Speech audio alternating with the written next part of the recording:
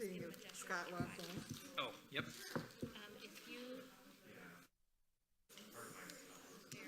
I'm not saying.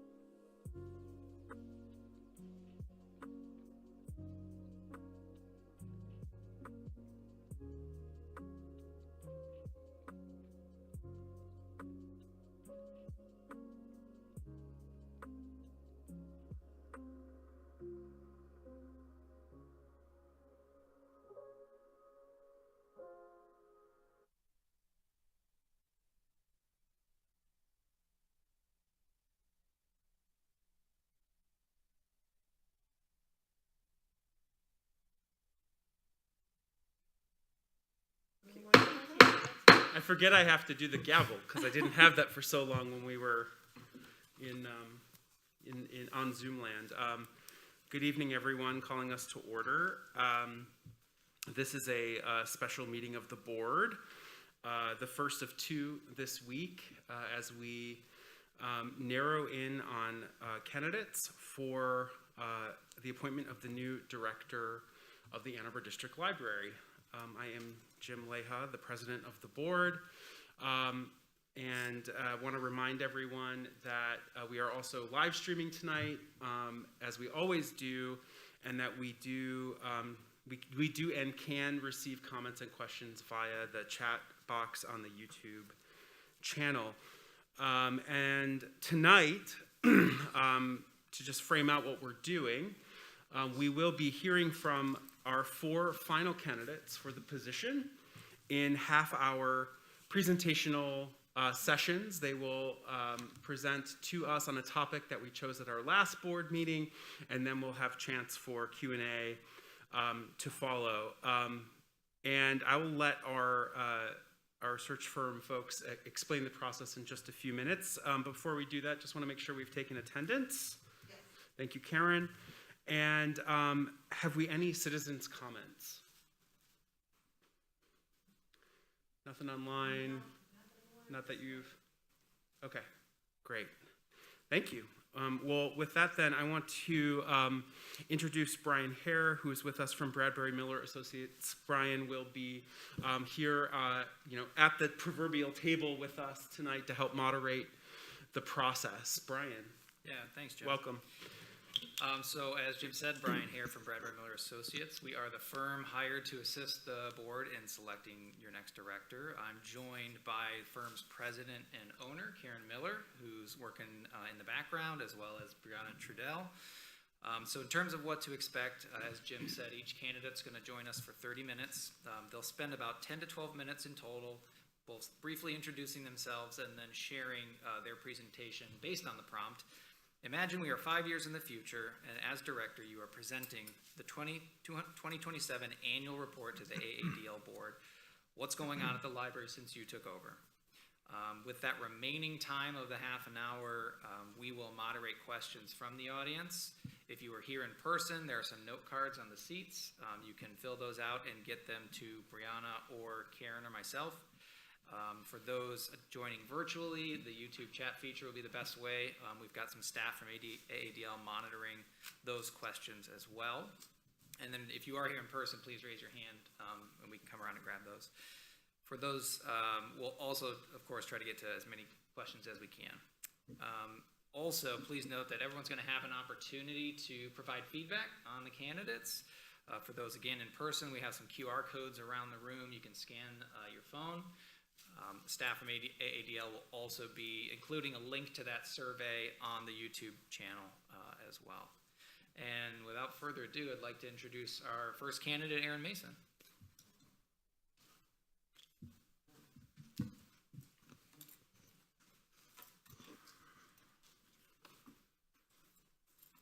All right. Well, good afternoon or evening, everybody. My name is Aaron Mason. A little bit about myself before we get started. The kid on the right is me. Clearly not much of a future with sports, and the guy on the, wait, I got it wrong. The left is the boy, and the guy on the right is someone who's not afraid to lean into a senior yearbook photo. But both are me, and I think it kind of shows a little bit something about where I was and what I've become. And if you're a sports fan, you need not worry that I will be cheering for the opposing team, because I know very little bit about it. I did learn today that you have the Wolverines. Okay, so before we get started, this is a picture of 2019 in Cleveland, and it was a big 150th anniversary celebration that I put on, and I was so confident that I had cracked the code. You know, I had figured out programming, and it was engaging, efficient, and relevant. But as you know, fast forward 6 months, everything was turned on its head. And I found myself, or we found ourselves in Cleveland, and probably many libraries across the country, were kind of left struggling to engage in an online environment when we're separated from the community. And it got me thinking a lot about who we are as libraries and how we engage with the community and what it looks like moving forward. I wish I had read the strategic plan of Director Parker in maybe 2015, and maybe that would have changed my view on some things. But here is a picture from your wonderful catalog and a quote from your strategic plan. And not to read it, but in essence, she's saying it's our values that lead us as an organization. And we will adjust and pivot to trends within the community because of our values. And for the most part, I agree with it. And it means a lot to me. But I think that it's our values and our processes that really reflect who we are as an organization. So they have to be wedded together. So now we will go through the thought exercise of saying we're 5 years in the future. If I were to add a value that I think is important to our organization, of the 4 that are already listed, welcoming, open, equitable, and responsive, I would add inclusive. Reason being, equitable implies that there's this even distribution of goods or ideas or products or something like that being offered from one organization to an individual or one person to another. Inclusive to me, or for an organization, would it be that it's a more collaborative process where decision-making and ideation happens together, right? So I envision a more inclusive organization, which can be achieved in a variety of ways. First, the most important thing is there's just a magnificent staff here in Ann Arbor. And when I think about what it means to develop your human resources over a period of time, it requires some creative recruitment and a rethinking of what the skills are that we need to engage in the future. As I said, many of our staff here, we were designed or we were picked for in-person programming. Frontline staff, in some respects, were picked for transactional models. But engagement and the skills you need to engage were not as prominent as they should have been. So with that in mind, I would think about kind of re-examining what it means to be a frontline staff member, what it means to work in a library. Does it require that you have an MLS, or do we need other skills? So here in 2027, we embarked on this kind of exciting journey of bringing new skills into the library. And I think, or I will say, that the great result of doing this is it creates a more diverse staff body, diverse in many ways, in terms of skills, ideas, backgrounds, and education. So one of the initiatives that we've implemented at all of our locations is this idea of the beehive. An idea that I cannot take complete credit for, but I learned a lot about when I visited Israel one year. But this is essentially a patron-led programming initiative where young people and adults are given the means to create programs and services as they see fit. In my slide, it says the library is a place for books and a home for people. And this is kind of the first guiding principle. The second being everyone is good at something. And that is entirely true. You may not be an expert, or may not choose it as a profession, but there's something that each of us have that we're passionate about. And then yes is a stable and consistent policy. And this gets back to the type of staff that we hire. And by this I mean that in this model of the beehive, where young people or adults or whoever are designing programs, the staff steps back and has no say in the content that is offered. Our only concern is the process and whether or not it can continue and be implemented down the road. So less to do with output and more to do with process. And that is a huge hurdle, and I'm not here to say that it's an easy thing to do. All of us want to kind of intervene and say, well, a better way to do it would be this. But the beehive and the process behind it supports failure and kind of champions it, failure in quotes, champions it as probably one of the greatest tools for learning. How do we fund something like the beehive and other initiatives like it? We've implemented something called the bridge, which kind of flips the incentive model between the grantor and grantee. So here what we're doing is, again, this is both a public-facing and an inward-facing program, where staff and the public can propose a concept that could be funded either with library funds or with private dollars. We believe that it levels the playing field between partners and the public, in that a foundation, the funder, the library, is not driving what the priority is. I mean, all too often, funders are imposing their priorities and their values on a public that may or may not be interested. And what that leads to is some inefficiency and, at worst, just no buy-in at all from the public. There's a reciprocal relationship between different groups and sustained engagement over a long period of time. And so what I'm getting at here is that when you fund a program, typically there's this idea that the funder can come and interact with people and take a few pictures for an annual report. But in the bridge, it's flipped a little bit differently to where the engagement is led by the recipient of the grant and not the funder. So we're excited about that. And now we delve into our digital strategy, which has launched 5 years ago, is something that improves a few categories that I think are meaningful.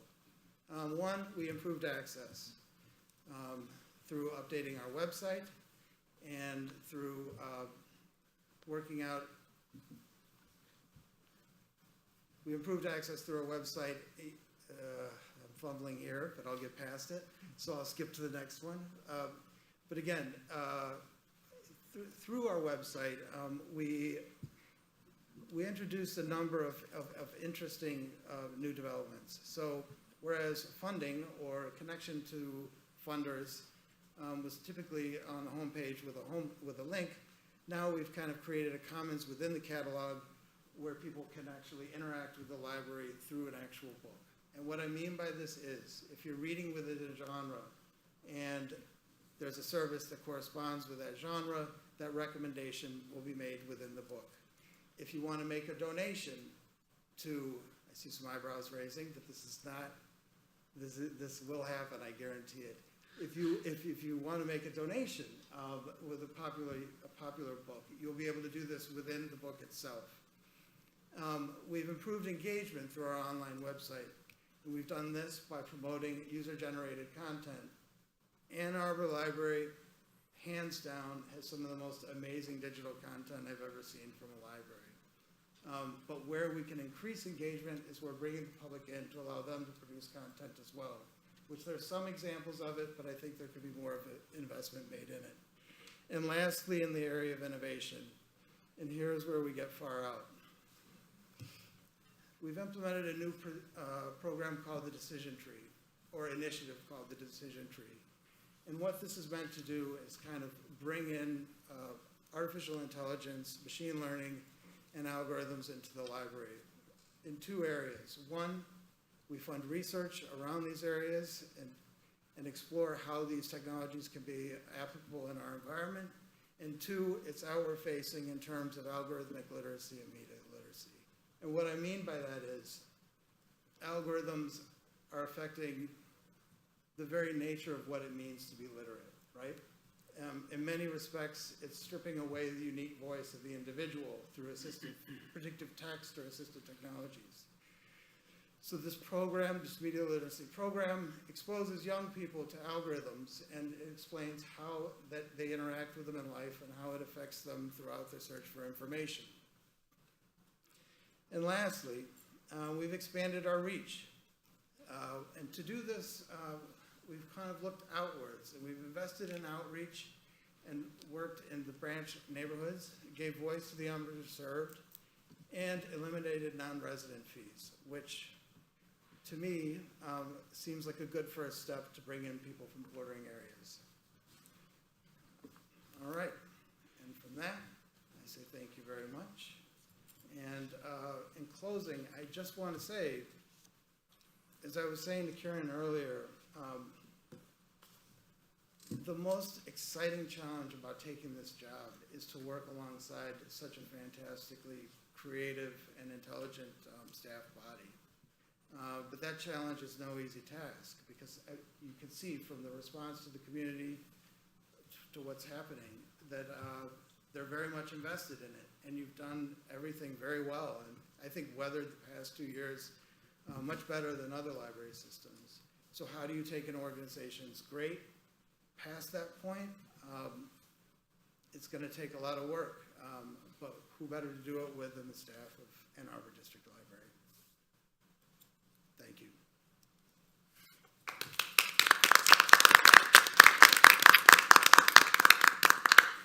Thanks, Aaron. So I'll be asking some questions of everyone, but certainly they're not all coming from me, so feel free to speak to all of us with these. But talk about an initiative, program, or project that you've championed that was less successful than you had hoped, and what did you learn from that experience?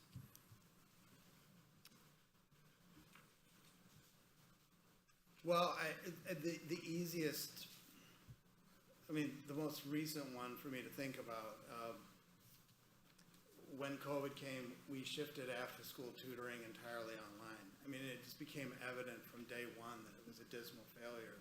And so I'm balancing the needs or political considerations, right, to offer that service to a city that has 27 locations, balancing the need of the partners, because many of the people that we employ through that partnership are grant-funded work-study students, and then the needs of the community. And I could just see, that it was not meeting the needs of the community. And this is kind of what I was getting at in the beginning, that I was caught off guard. How do I connect with a group of people, a lot of people, basically the majority of the city, in a meaningful and substantive way online? And it took me a while to figure that out. I'm not sure I have it figured out, but I'm just saying that it was a struggle for me. So that's one. There's a laundry list of things, but that would be the first one. And I continued on. I had to. We tailored it and modified it over the year. But the minute we could go back to in-person tutoring, we immediately went back with one exception. And I will say there, one thing I've learned about that one service is that it's called tutoring on its service, but if you go and you observe what's happening, there's like 10% tutoring and then 90% engagement, right? And the kids are just struggling or just craving for that engagement with an adult. And they're learning, you know, but it's not exactly what it seems. And so that kind of changed my whole perspective on how we interact with young people when they're in the library. Awesome. Speaking specifically to your presentation, you know, what do you think AADL would be using machine learning to do? What problem does it solve? Well, that's kind of the beauty of supervised models, that you could, I mean, it depends. I mean, you can learn much more about the way we interact with the library. Look, I've been working in a library for 15 years. We know so much about our communities outside of the library. And when you look at our annual reports, they'll give you these layouts that describe everything outside of the library, but scientifically speaking, very little of what's happening inside of the library. And then when it comes to how people interact with our website or our catalog, is a completely different story too. I mean, yes, we know transactional information, but we don't think much about the correlation between where you are geographically in the city as it relates to maybe a certain genre. I don't know. But what I'm proposing here is research, just for learning. The Library of Congress published a wonderful white paper on this very thing, and you can learn a lot more about how academic libraries and public libraries are thinking about machine learning.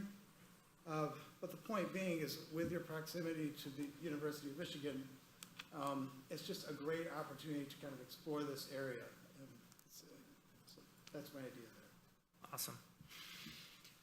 If you could, talk about a current AADL service that's being underutilized, that you would want to see grow, and how would you potentially grow that service?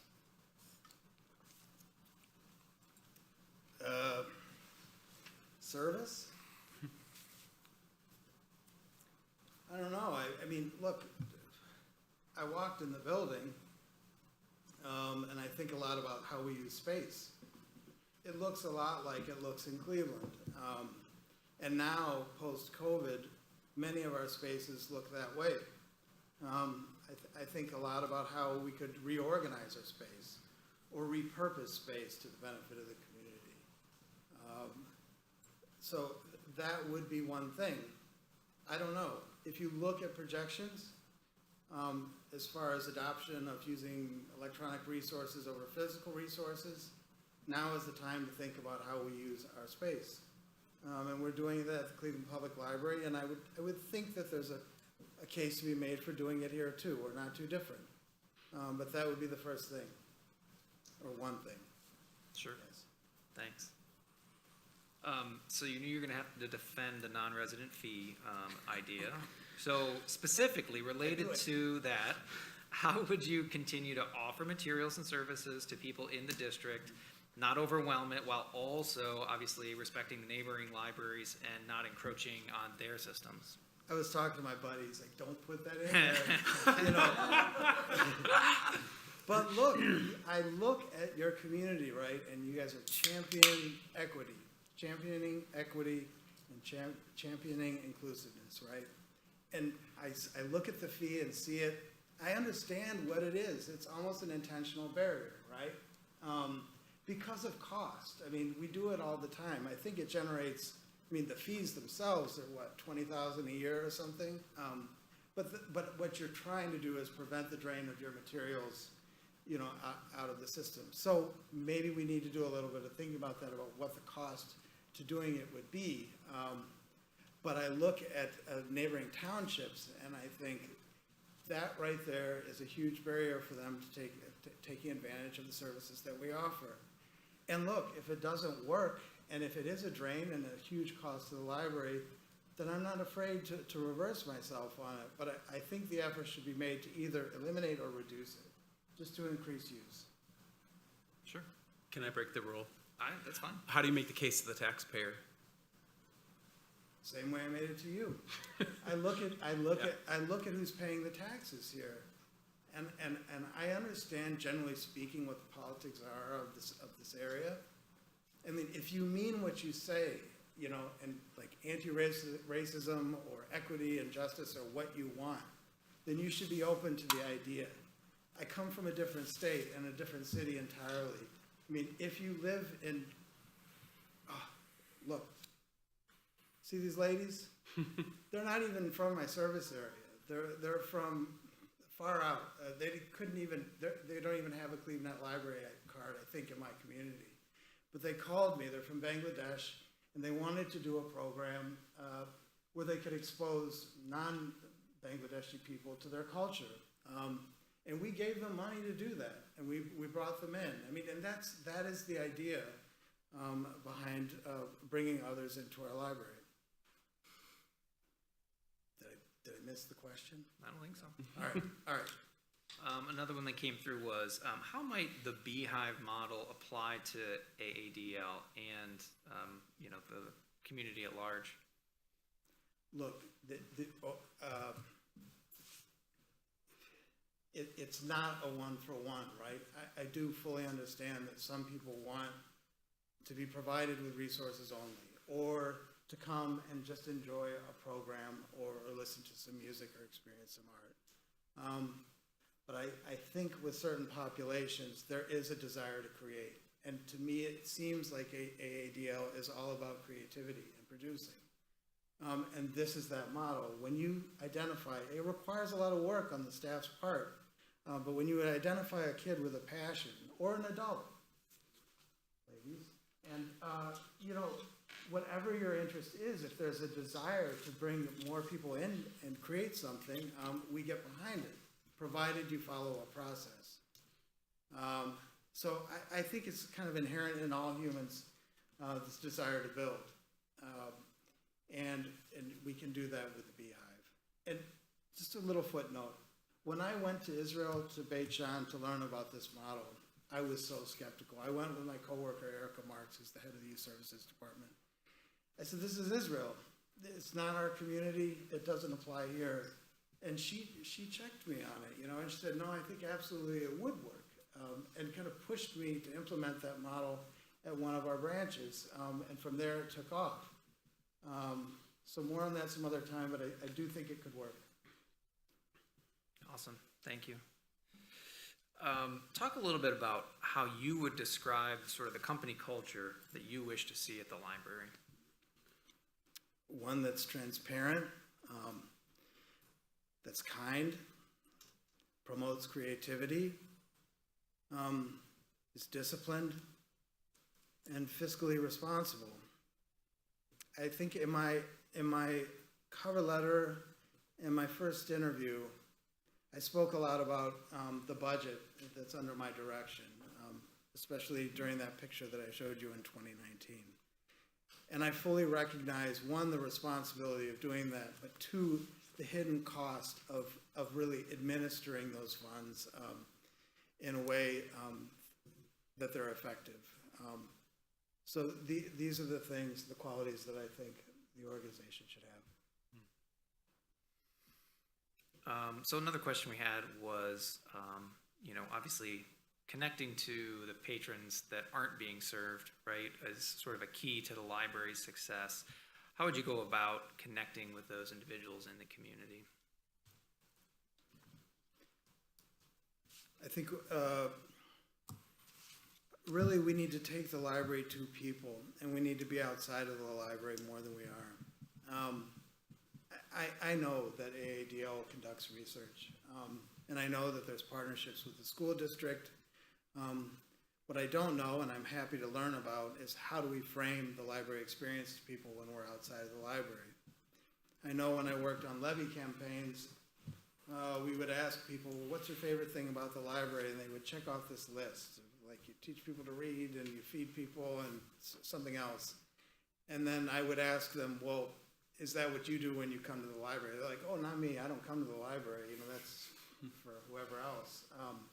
So it's that type of dialogue, that type of conversation that you're having with the public when you're out there to really understand what they would like that experience to be like. In this area, in this city, still, the library is a unique place, just like most cities, right? Where can you go and have this self-guided experience and learn from other people and learn from resources, free of judgment. It's just a wonderful place and will continue to be. But again, we have to think about how we frame that conversation when we go and do our outreach. Well, the next question is a good segue with the levy experience you talked about. Have you been involved in an unsuccessful millage campaign? And if so, what did you learn from that experience? No, fortunately, I have not. But look, I said look a bunch How of did you times. avoid and I'm pointing my losing? finger. Here's a funny story. I have a wonderful friend. Her name's Anisha Jeffries, and she managed the Collinwood branch. And she was digging through the basement, and she found this photograph of these kids. It's the craziest photographs of these kids, and there's a chain. They look like they're chained inside, like some room. It looks like it's from a horror movie. And it was the promotional poster for a failed levy campaign. And they were using fear as a way to motivate people to vote. No wonder it failed. And so, yeah, they were saying, if you don't vote for this levy, the kids are going to be locked out, and where are they going to be, blah, blah, blah. But that is my only experience in Cleveland with a failed levy campaign.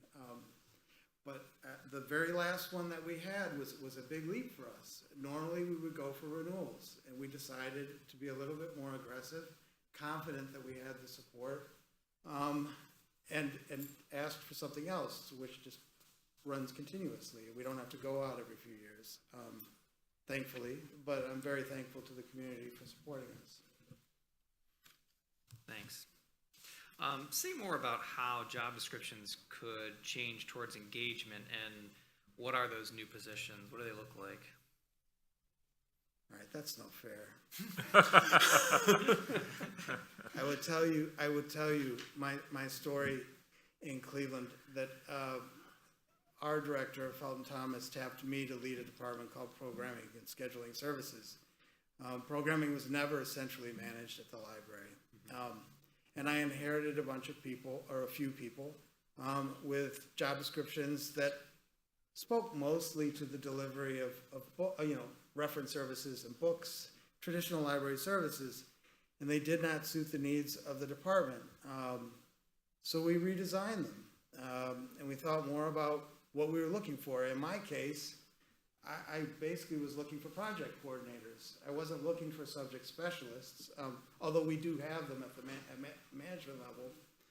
But I needed project coordinators. People could work at a large scale and had great customer service and knew how to interact with partners and the public.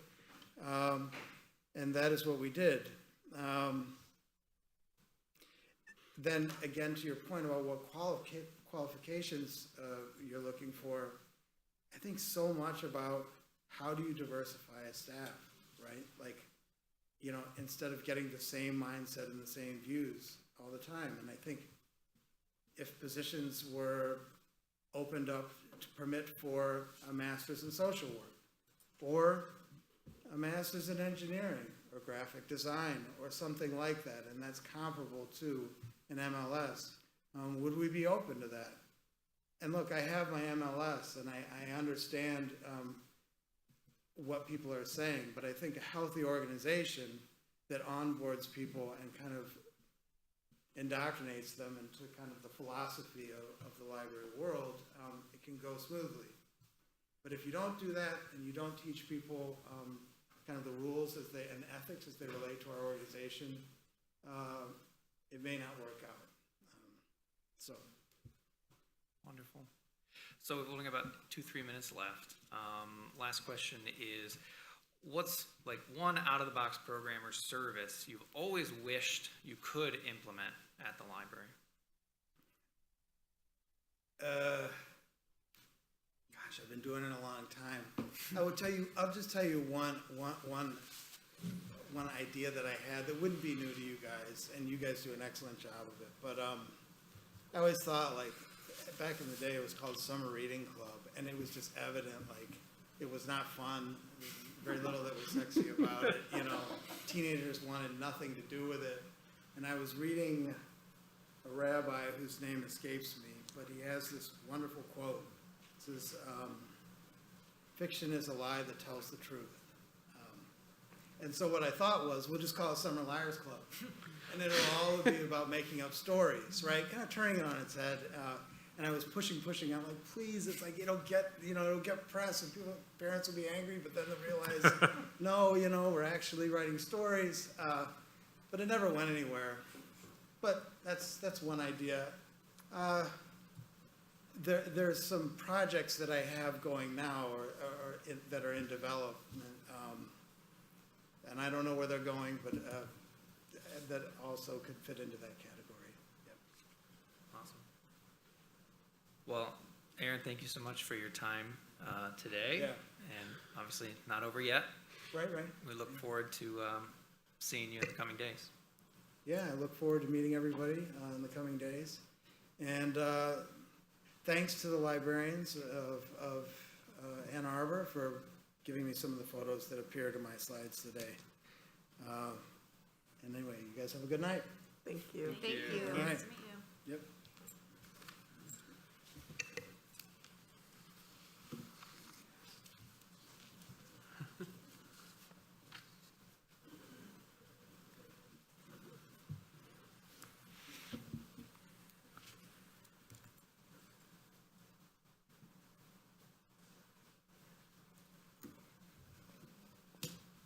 Right, is Karen off? Yeah, I think we've got about a 5-10 minute break, and then Okay. we'll bring in the next candidate. So And then does everyone have cards? And I don't know if I'm sort of lost track of collecting them and whatnot, but you can pass them this way, that way. Brianna's collecting too. Great.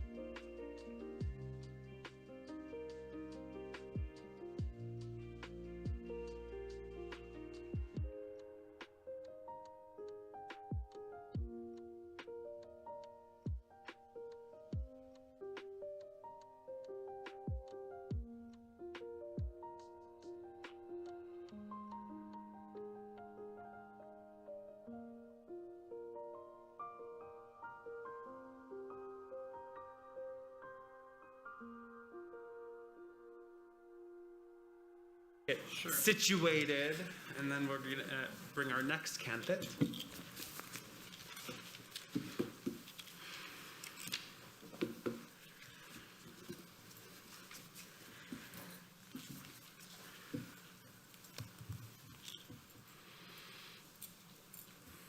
Just to be clear, I don't think I have to say anything. I don't have to like introduce her, right? Yeah, I guess. We just welcome her. We're all getting used to like what it means to be in a room together again. I think this is like the first We haven't had awkward silence. search you've done in a while, like that hasn't been on a Zoom, right? You're correct. Yeah.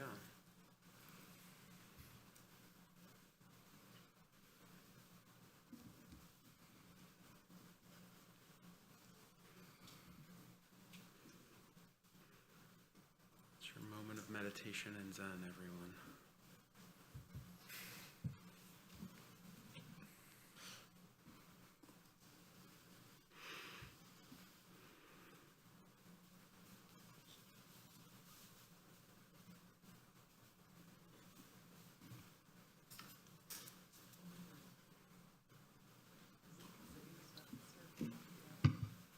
What was that?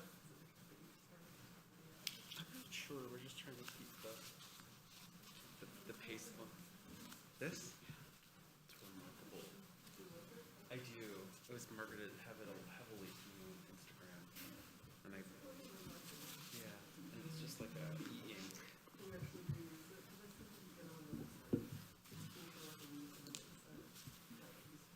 I thought it might be that well, and they give you like a 90-day return. I like it. I actually think it keeps me more focused for like note taking. Like I just laptop note taking, I'm really bad at, and I just get distracted. And it has nothing on it. What is OCR? Yeah, or it just turns everything into a PDF basically, so you can look at it on your screen or whatever. Yeah, that's tempting. I like the not laptop.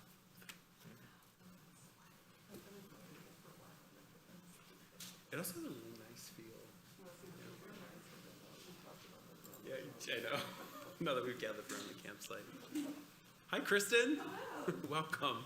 Your sans mustache. Oh, I noticed. I'm happy to see you again. Thank Welcome. you. We Thank met you. on our first call.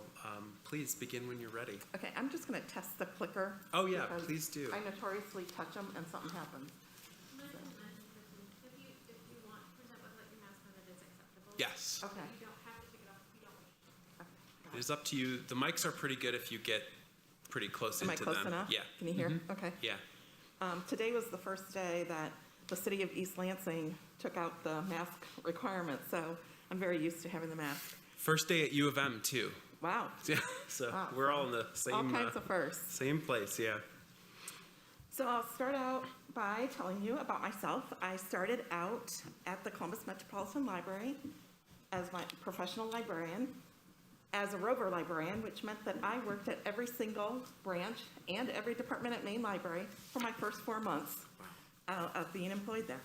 And then I was moved up to assistant branch manager and children's librarian, and then eventually to branch manager. And I worked in mostly inner city locations, or what would be termed inner city locations, and that was by choice. That's where I wanted to be. And then from Columbus Metropolitan Library, I went to, after almost 19 years at Columbus, I went to the Worthington Libraries, where I was the deputy director. And I was there for 3 years before I moved up to Michigan and became the director of the East Lansing Public Library, and I've been there for the last 11 years. So I can touch more on my, what I've done at those locations, but I think you want to get into the meat of my presentation? Okay, great. So, clicker, here we go. Ann Arbor District Library 2027 Annual Report. So 5 years ago, when we started on this journey together, we used as our building blocks and as our guiding principles the mission, vision, values, and strategic plan. They have led us very well through the last, 7 years, and now they're going to lead us a little bit longer into the future. I'm happy to say that the Ann Arbor District Library is a 5-star library journal library 20 years running. And the reason for that is because of our dedication to literacy, information, and open access to all of our resources. And we continue to be committed to assuring public ownership of library materials, resources, and services. So this annual report looks a little different from past years. And that is because we are not going to focus on statistics or outputs. We're going to really look at how the staff and how the organization has turned outward and is using what's called the Harwood Institute philosophy for turning outward toward the community and in problem solving. It emphasizes how we have listened and we are talking to the community repeatedly. And we focused on stewardship, sustainability, welcoming environment, community space, and human connection, which, when we embarked on this strategic plan in 2020, we had no idea what was facing us in a short few months. So the first part of the decade was rough, and it took us a while to come out of it. And we, in 2027, it's in our rearview mirror. The pandemic is in our rearview mirror, but the effects of it are not. So we've had to move very strategically and very carefully forward. Our funds continue to be very solid. We have developed new fundraising efforts. One in which I absolutely love is an immersive art exhibit at the main library. And we've started having tailgates, quote unquote tailgates, for the Michigan State game. We have developed a relationship, or continued our relationship with the Friends, which is solid and so important. And because of our funding is so robust, and we're doing really, really well, and we've been able to help the community through high inflation, recession, everything that has gone on, we are in the discussions of eliminating fees for out-of-resident cards. That is our reach out and our work to be even more equitable than we already are. And we have established a forecasting breakfast with city leaders, library leaders, and school leaders. That on an annual basis, we come together and we share our organization's funding and our financial forecast for the year, and then all the initiatives and collaborative programs that we're working on. And as I said, we are tremendously good stewards of public funds.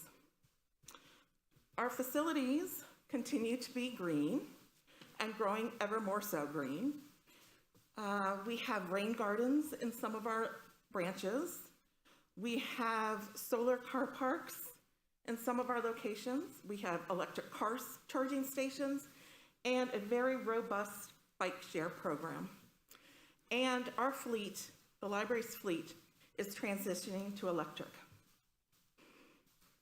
And I haven't forgotten about Main Library, because that discussion has been long and intensive, and we continue those discussions because we want to make sure that we are doing what this community most needs and most wants from its main library. Whether that be a new building, whether it be a full renovation, or do we look at a whole different location in an empty downtown building?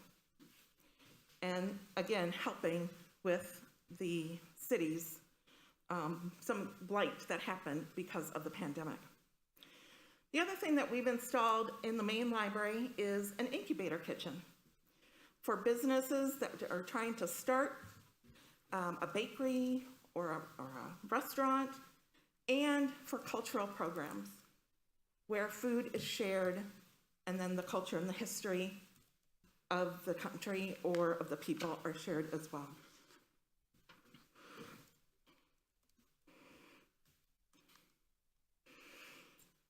And staff. Staff is our greatest asset. So we spend time really training and working with the staff. I've set up meetings, regular meetings with union stewards so that there's open communication.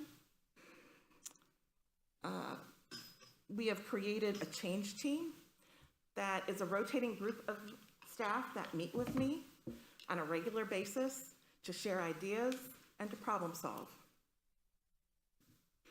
As I said, professional development is of utmost importance, and not just for our staff, but that our staff are leading in professional development for other staffs, for other organizations across the state and across the country. And we have staff-led committees that are thriving. Committees on diversity, equity, inclusion, access and justice, safety and security, capacity building, and so many more. And then our commitment to diversity, equity, inclusion, access, and justice. It is truly a passion of mine. It is what I have basically worked my whole life doing and with outreach. But we have hired a diversity, equity, inclusion administrator. We are a leader in diversity, equity, inclusion for the community and the state. We've increased our staff diversity so that it better reflects our community, our county, our state, and beyond. We've really done this through looking at our job postings, our job qualifications, our job, and our recruitment procedures.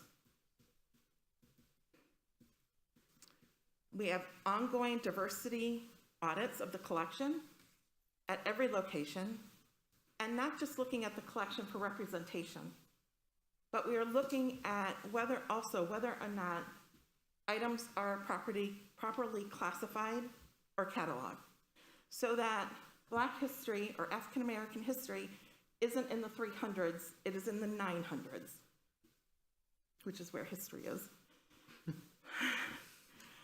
All policies and the budget are prepared with an equity lens. We have reviewed our policies and continue to review our policies so that they are equitable and inclusive, but also gone beyond that and looked at our budget and looked at how we're budgeting for programs, for outreach, for training, and for recruitment. And again, ongoing DEI training for all staff. And this is an intense, in-depth training. And it might be a year-long training, and then keep rolling and rolling. So it's going to keep going because we've had 3 years of suppression in this country. It's not going to take a year or a couple months for staff to move forward and to keep moving forward, and for an organization to turn and keep moving forward. Our branches and our main library, in addition to the Black Lives Matter murals, we have exterior, inclusive, and interactive murals at various locations where there is a QR code and there are historical images within the mural that people who are looking at it can click on, say the Green Book, or the year 1964, or whatever historical artifact might be in it. And they can get information on what the Green Book is, what was happening in 1964 in our community. And hopefully they are intrigued enough then to want more information and walk into the library and get research on it.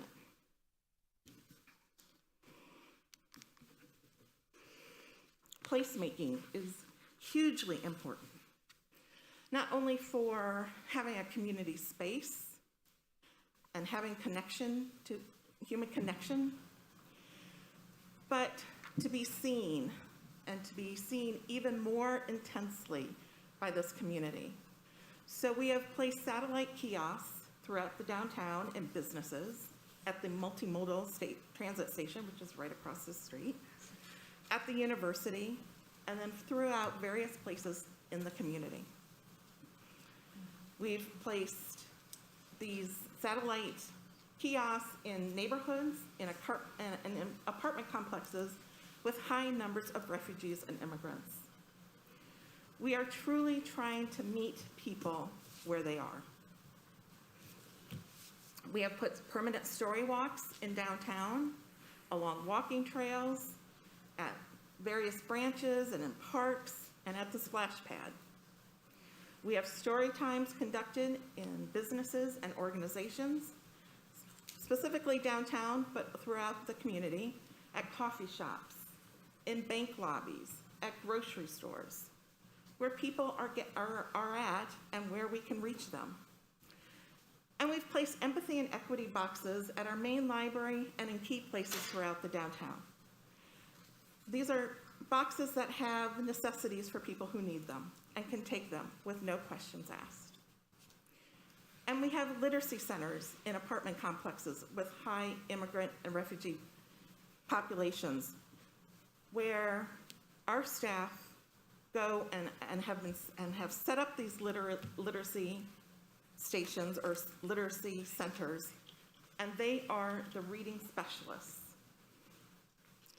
And when I talked earlier about not talking about outputs, but talking more about outcomes and what the organization has done and how we have worked with other organizations, one of the things that these literacy centers have done, and I'll talk more about them in a minute, but we have been able to place them in schools and in our elementary schools. And because of these literacy centers, we have seen an increase in the reading levels of the children in Ann Arbor schools. The other kind of cool thing that we've done, and we've done many cool things,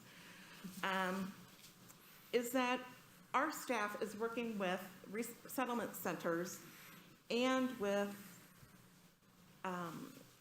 people at the university, and they're using augmented reality to a database to help resettle refugees and immigrants, and to get them employment on a much faster level, or much faster rate, I should say. We have computer labs and meeting spaces, and those computer labs and meeting spaces are being used by the Washtenaw Community College as classrooms, by homeschoolers as classrooms, because what we saw during the pandemic and moving forward was that many people truly weren't comfortable going back to school, or were much more effective not in the classroom.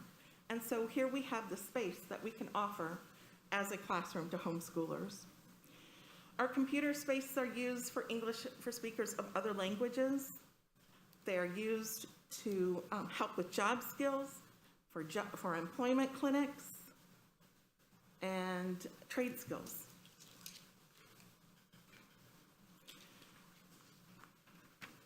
So programming, outreach, and innovation continue to be our bread and butter. We have increased our English for speakers of other language classes as the immigrant population has risen. We have used augmented intelligence, as I talked about, for finding homes for refugees and displaced by climate change.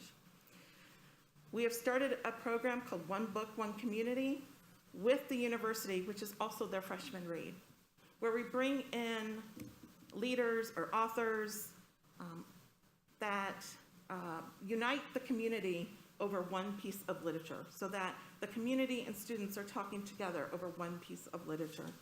And these are leaders like Brian Stevenson or Ketanji Brown Jackson, just to name a few. And then in collaboration with the university, we have a popular collection at the main library.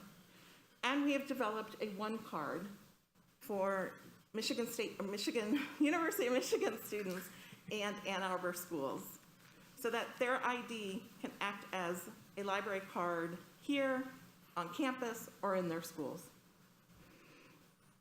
And again, it's another way of reaching the community where they are.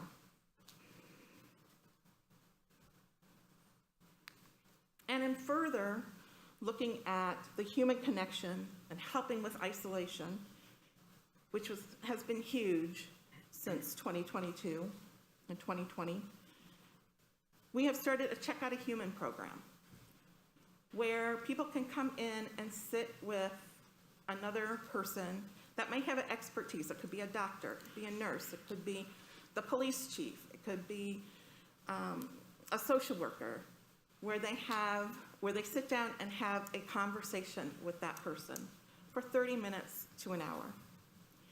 We've also used augmented reality in a whole different way. We've purchased Tovertafel projectors, which in Dutch, and if anybody speaks Dutch, I just probably butchered that, but it means magic table.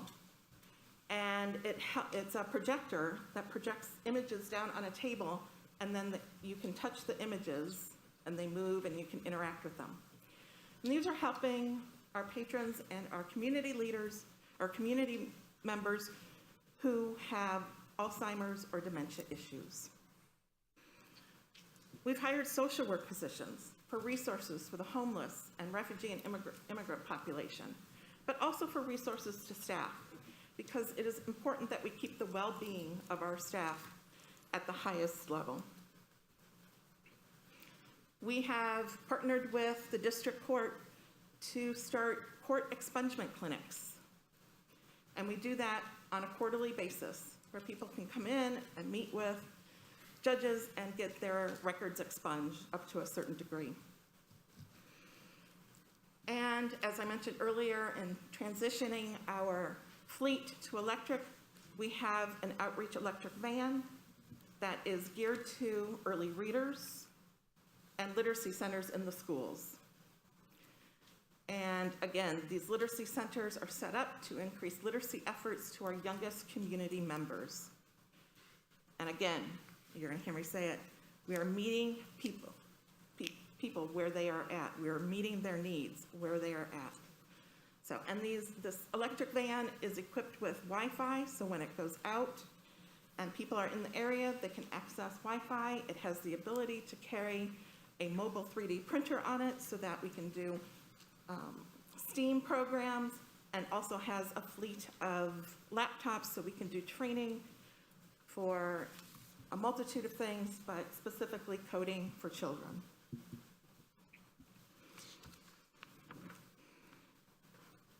We've also established literacy centers, as I said, in apartment complexes and with a high degree of refugees and immigrants, and working to get them employed and resettled as quickly as we possibly can. And again, we will use library staff to be those reading specialists or to be those specialists on site.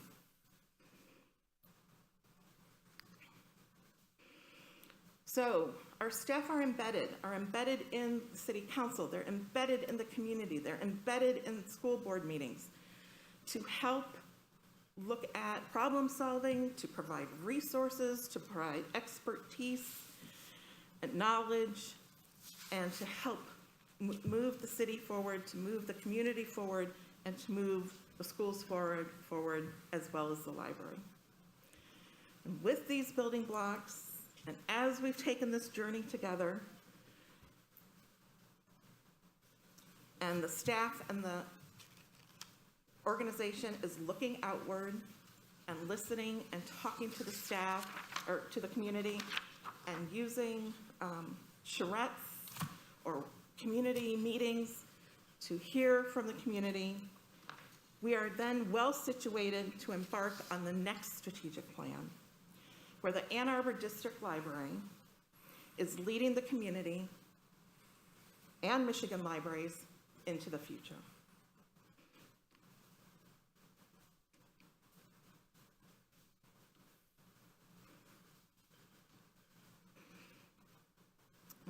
I'm ready for questions.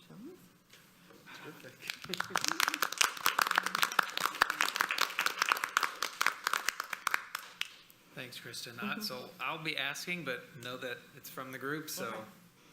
you don't have to always chat with me about these. But kind of going back to your introduction, why was it important for you to choose to work in those inner city branches that you talked about? So I can give you, I will be personal and I will share some personal background. I was born and raised in South Bend, Indiana, on the west side of South Bend, and was raised in an African-American Catholic church. So from a young age, I was immersed in different cultures with different people, and it was important for me to continue to help people work together, to bring the community together, and move forward. And in Columbus, you know, it was easy. There's many locations that are considered inner city. But those are the places where I felt like when I met with the mothers, when I met with the grandmas, when I, you know, talked to the community, they loved their library, as all communities do, but they saw a real need and almost a real savior in the library, for lack of a better term. And I just felt that that's where I wanted to be, and that's where I felt I could do and work with a community that was very receptive. Awesome, thank you. Could you talk about what initiative, program, or project that you've championed that ended up being less successful than you had hoped, and also, like, what did you learn from that experience? Sure. So when I was at the Worthington Libraries, it was during the recession. And where Worthington Library sits, it's Franklin County, Ohio, which is also where the Columbus Metropolitan Library sits. There are 7 library systems within that county. So those 7 library systems came together and did a job fair and wanted to keep doing job fairs because the unemployment rate was huge. And it worked the first time. We had hundreds of people coming in. Matter of fact, we had so many people coming in that the job fair people were overwhelmed. But then when we did it, you know, because we tried to keep it going, it just kind of fell flat. So my guess is that we needed different marketing, we needed different outreach that we did not use and we did not do. That's one example. Ironically, the one book program in Columbus did not take off. And I use that often when I share about the one book program actually in East Lansing, which was a huge success for over 20 years. So. Wonderful. So talk more about sort of the equity lens related to the budgeting that you talked about. What does that really mean sort of operationally or in practice? Sure. So when we look at going out into the community, when we look at taking or putting our reading centers in the community, or taking our reading van or ready to read van, we need to know and we need to study where that van needs to be or where those centers need to be, not just plop them in our heads where we think would make the most sense. So we would do a deep marketing kind of penetration study to see where the need is for those reading labs or for those job labs or where that van goes. So that we're not just going to a very popular park or showing up at the splash pad with our van, but that we're going places that truly show a need and truly need the reading skills and the literacy skills. That's just one example of how you're looking at. And so then we would get that information and then use it to, do we buy another van? Do we, you know, how, do we differently staff in different areas? So we look at it holistically with the budget. That makes sense. Thank you. So talking specifically about the elimination of the non-resident fees that you had mentioned, it's been a popular topic tonight. How would you continue to offer materials, services to people in the district, not overwhelm the district, while also, you know, of course, respecting neighboring libraries and not encroaching on them as well?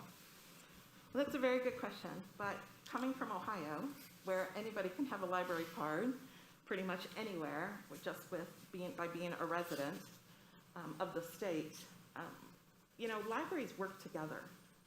And I have never felt that the Capital Area District Library or the Bath Township Library, which are right next to me, or DeWitt Public Library, have encroached on my space. And as library directors and as library staff, we communicate with each other, we talk with each other.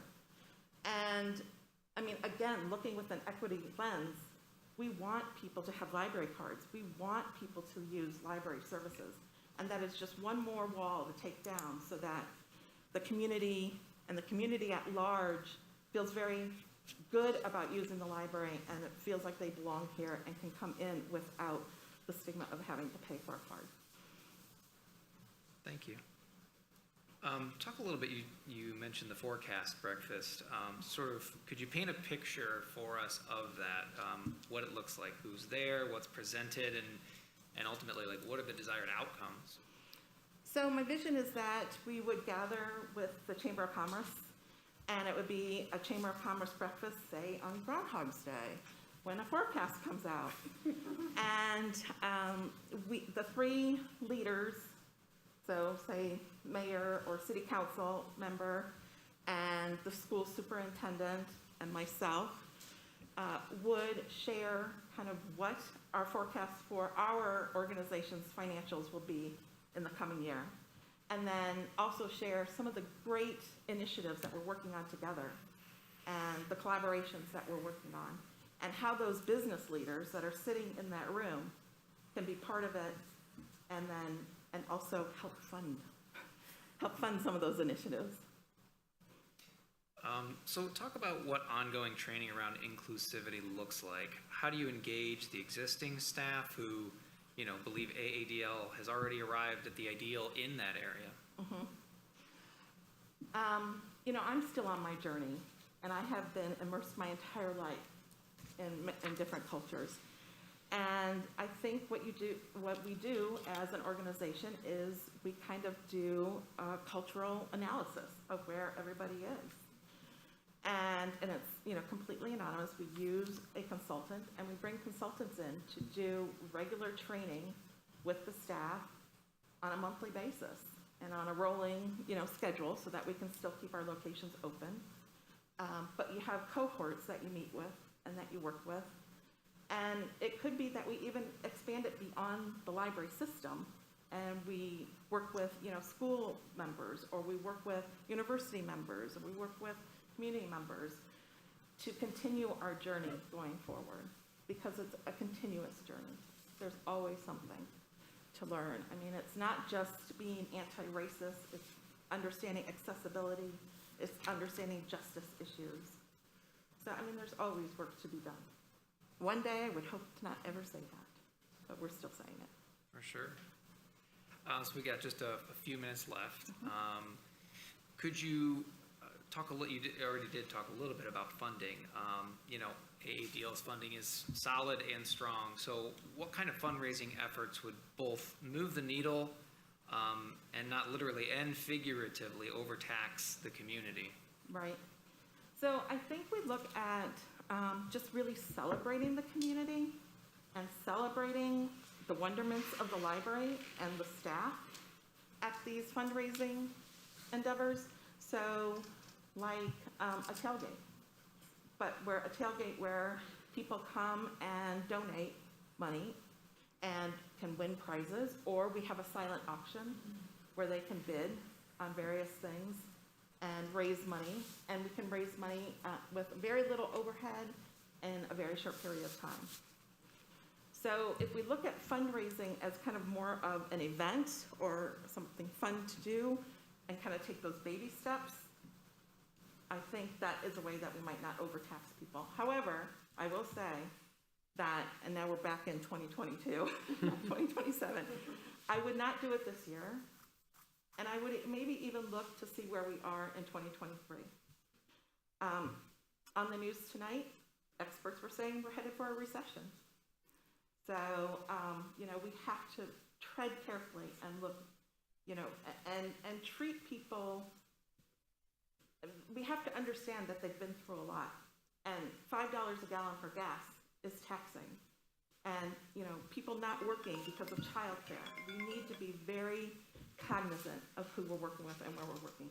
But we can also reach out to, larger organizations, to corporations, and see how they can help or pay for a van for us. Wonderful.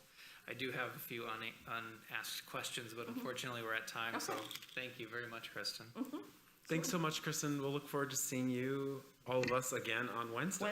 Thank you. Yeah. And I'll see some people tomorrow, right? Terrific, yeah. I was gonna pull this out, oops, okay, I was gonna pull it out. I'm just gonna pull it out of here and then let you all Got it. decide. All right, thank you. Thank you. I should have taken my mask off because it is much warmer. Well, you have another shot on Wednesday. Yep, okay, great. 10 minutes, everyone. So puts us back at 7:40. If that clock is right. It is.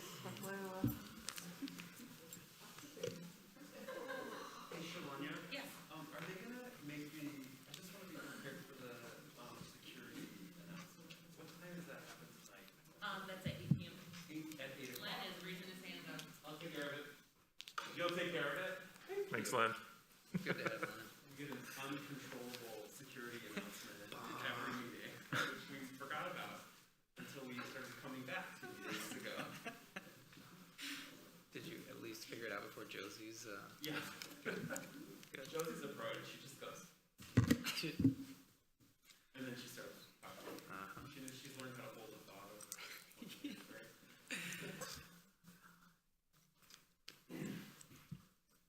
What were the odds we were going to get the double no state heat question? I think I'd have to use that one again instead of for the, Yeah. but too, we're from Ohio, so Yeah, it's so an it's Ohio different. thing. And they both are too. It's a thing that I see here that Yeah, yeah.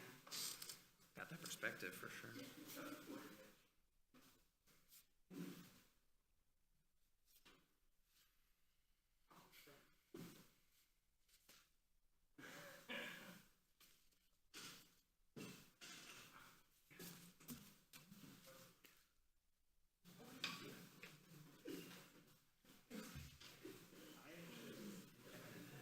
No, not.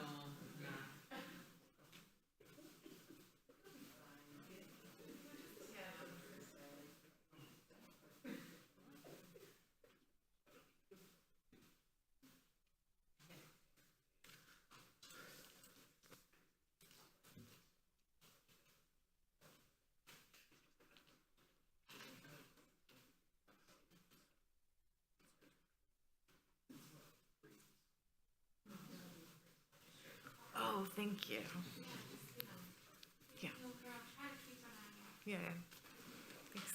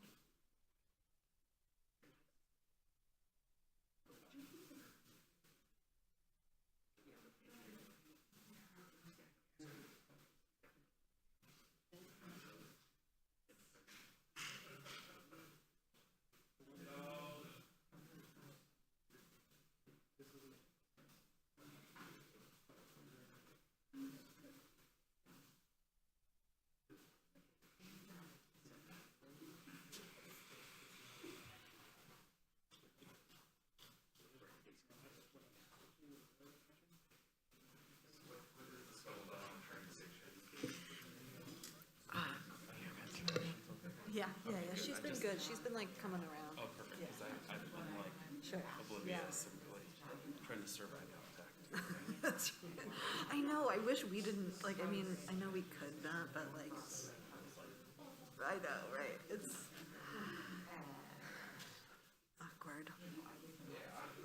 Yeah, it is funny how like, you like forget how to make chit chat. Yeah, it's true. It's like, oh, right. You're just sitting and hanging out. Oh, I gotta take a little breath from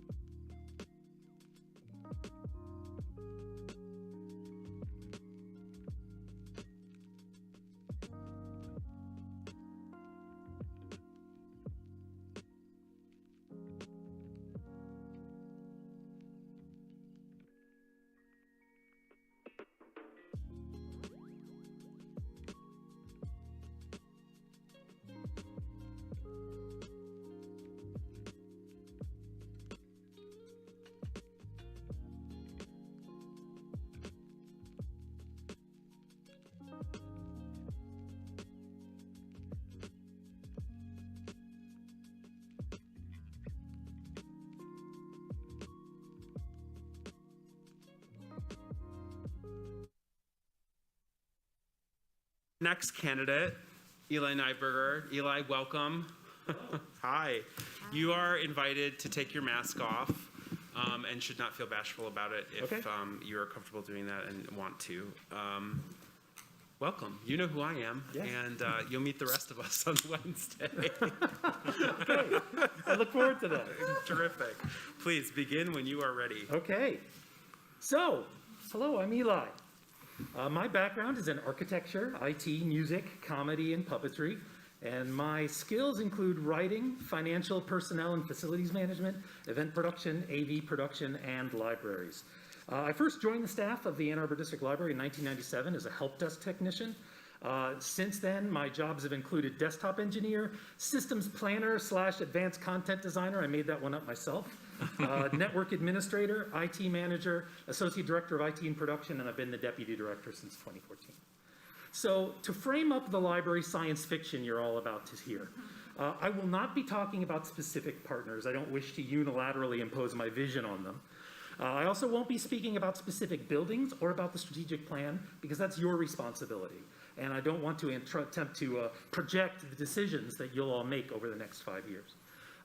And I mostly won't be talking about numbers because I don't want to try to guess what those numbers would be. There'll be a few numbers, but mostly we're going to talk about trends.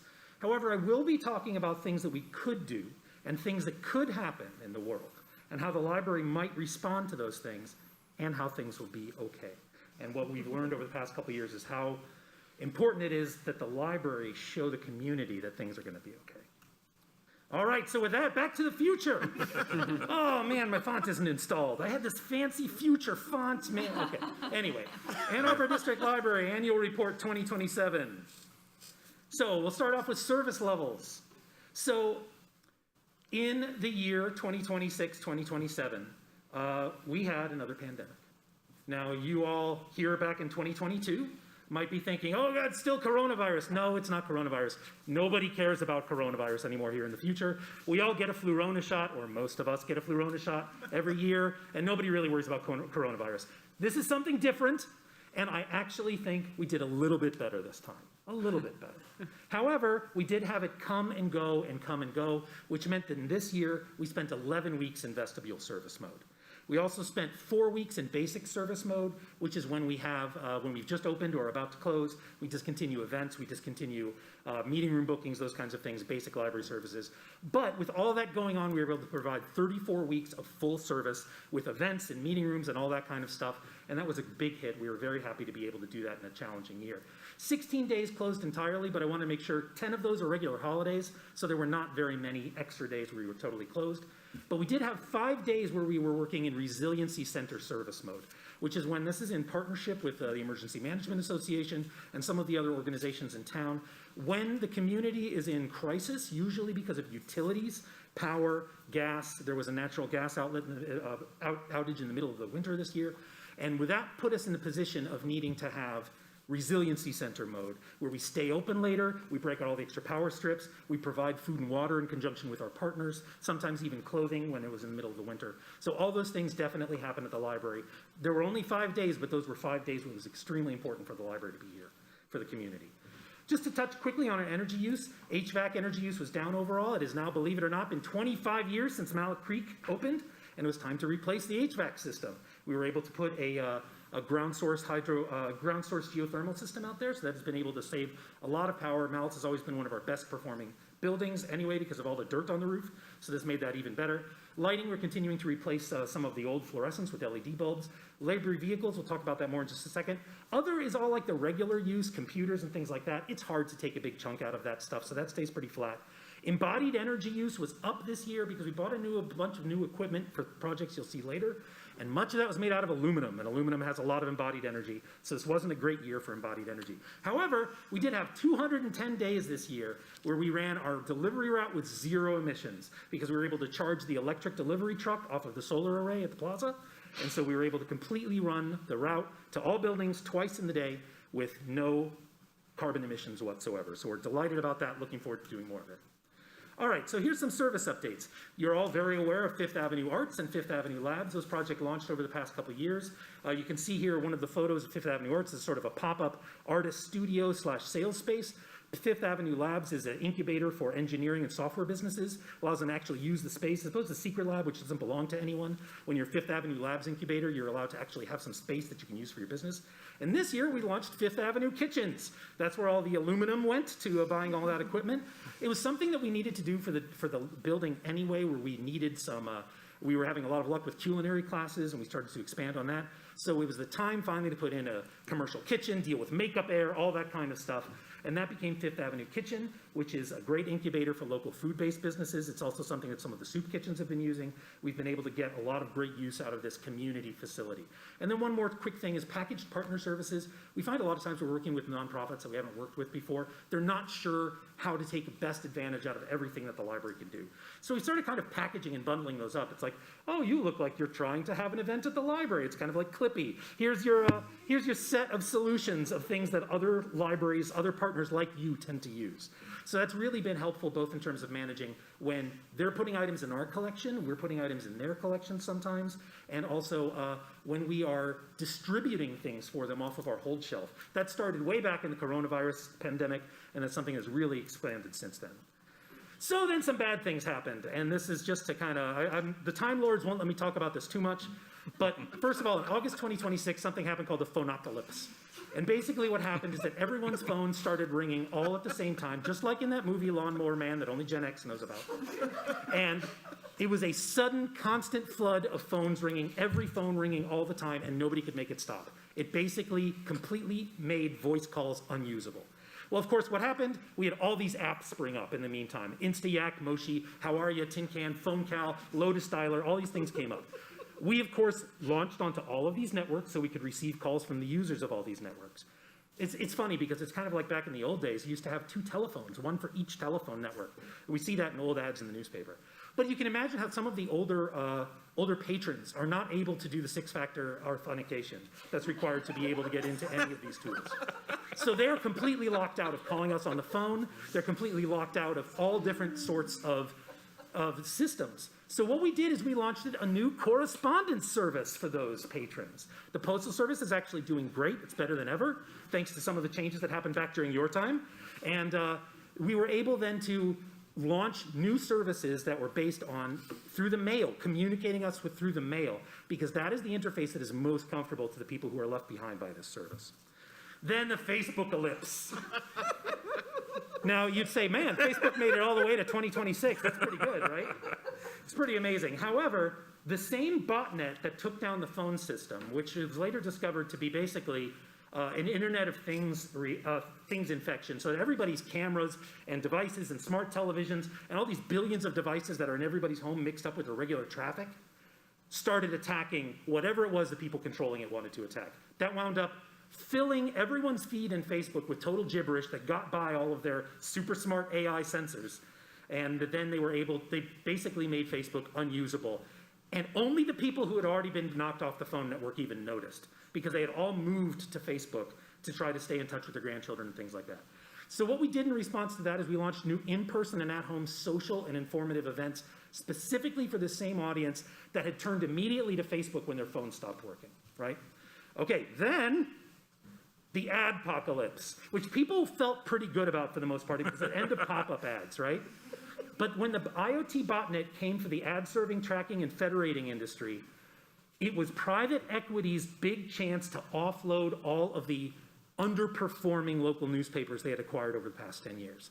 They were not profitable enough for them, so they started closing down local newspapers. So basically, the only thing that was left were local newspapers that were not owned by private equity, which was only a few in a very small number of towns. So it basically was the end of the local news business that had been long arrived. So what we did is we created a community newsroom. And it was something that we'd been talking about for a long time, and this was the opportunity. And we add staffed positions and tech resources to help support it. And now there's about 15 different blogs that operate out of the community newsroom. Well, you'd call them blogs. We have a different name, but we'll just call them blogs. And then we also have a number of professional reporters and editors that work on that project together. And it's been hugely successful and really kind of the dawn of a new golden age of local reporting, at least for our community. Then finally, the cryptopocalypse in December 2026, when cryptocurrency exchange sites are knocked offline as fast as they can come up. But this had no impact on AADL. There were no services required. We didn't hear from a single patron who was trying to help us, who needed help as a result of this. It was just a big nothing burger. Now, all 4 of these apocalypses, the credit was taken by the same hacking group that called themselves the Horsemen, used the Bojack thing. So yes, it was the 4 apocalypses of the Horsemen. All right, so service updates then, and following on from there, one of the great things about everybody's smart TV getting wiped was that there was a release of an open source operating system for smart TVs, which finally let us get a native app onto people's TVs in their home, right alongside all their other streaming services. Something we've been wanting to do for years. There's no way that LG or Samsung or anyone's going to talk to us, but after that became an open network, we were able to finally put a streaming platform on everyone's TV. We also launched a service called the Say Hello service, which is really for those folks who got cut off by the phonocalypse. It was very much can someone just come say hello? We know very much from our current use way back in 2022 that there were all kinds of people who really just wanted to talk to someone at the library, right? And that's a valid use of the library. We just have to design the service in such a way that it's sustainable. And with the Say Hello service, we basically use summer game and summer game points to match them up with teens and young people in the community. It's very carefully controlled, and there's all sorts of ways, like they're not supposed to go inside the house, they're only supposed to be on the porch, et cetera, et cetera. But it's been working very well to help those people who have been the most isolated feel more connected. Then we launched Bookboxer, which is a way of inventorying the little free book boxes. We don't call them little free libraries for 2 reasons. 1, libraries have people in them. 2, if you say the word Little Free Library and don't obtain the permission of the Little Free Library Corporation, you can get in a lot of trouble. So, little free book boxes. Bookboxer allows them to inventory, so now you can search across all the ones in town, see if there's one that has something in it that you're looking for. And that's another thing that people get summer game points for, and they've been going gangbusters for it. That then led to another service that we call Help Your Shelf, where people can catalog their personal collections, offer them to other patrons through the library's infrastructure, and when you get a hold for one, you take it to the library, you put a sticker on it, you put it on the hold shelf, and they come and pick it up. The best thing about this, it takes no staff time at all. So we basically expanded the library's physical collections immensely and gave everybody in town a bunch of new things that they could check out. And we're kind of moderating those interactions that were happening all along. Just to touch on how checkouts have been going, the biggest news here was that the ebook checkout market has finally crashed because James Patterson's descendants launched a new service where you get an ad on every page of the book and it's completely free. The ebook industry has been resisting this for years. It finally happened. More people are reading ebooks than ever before, but nobody wants to check them out from Overdrive anymore. So that changed the surface of it. But as a result, there's demand for books because a lot of people are discovering new authors that they hadn't known before. So books are up, ebooks are down, magazines holding strong, mostly because of the phonocalypse and all the stuff that used to be on Facebook. Magazines are actually viable again. Audiobooks holding a little flat. Blu-ray is totally crashing. DVD still holding on strong because there's a $5 DVD player now, so people are able to get extremely inexpensive access to that. And CDs were up, but I think that's an artifact from the 2 weeks when everyone thought that aliens wanted opera. All right, so moving on to bookings. Tools bookings are going great. That's been a very stable service, but I think we've maxed it out, especially with some of the issues that we had this year that have held pretty flat. Online rooms, of course, do very well whenever we're in vestibule service. Meeting rooms holding fairly flat. Working rooms I want to talk about for just a minute, and that's taking the idea of the meeting room and putting something in it for working.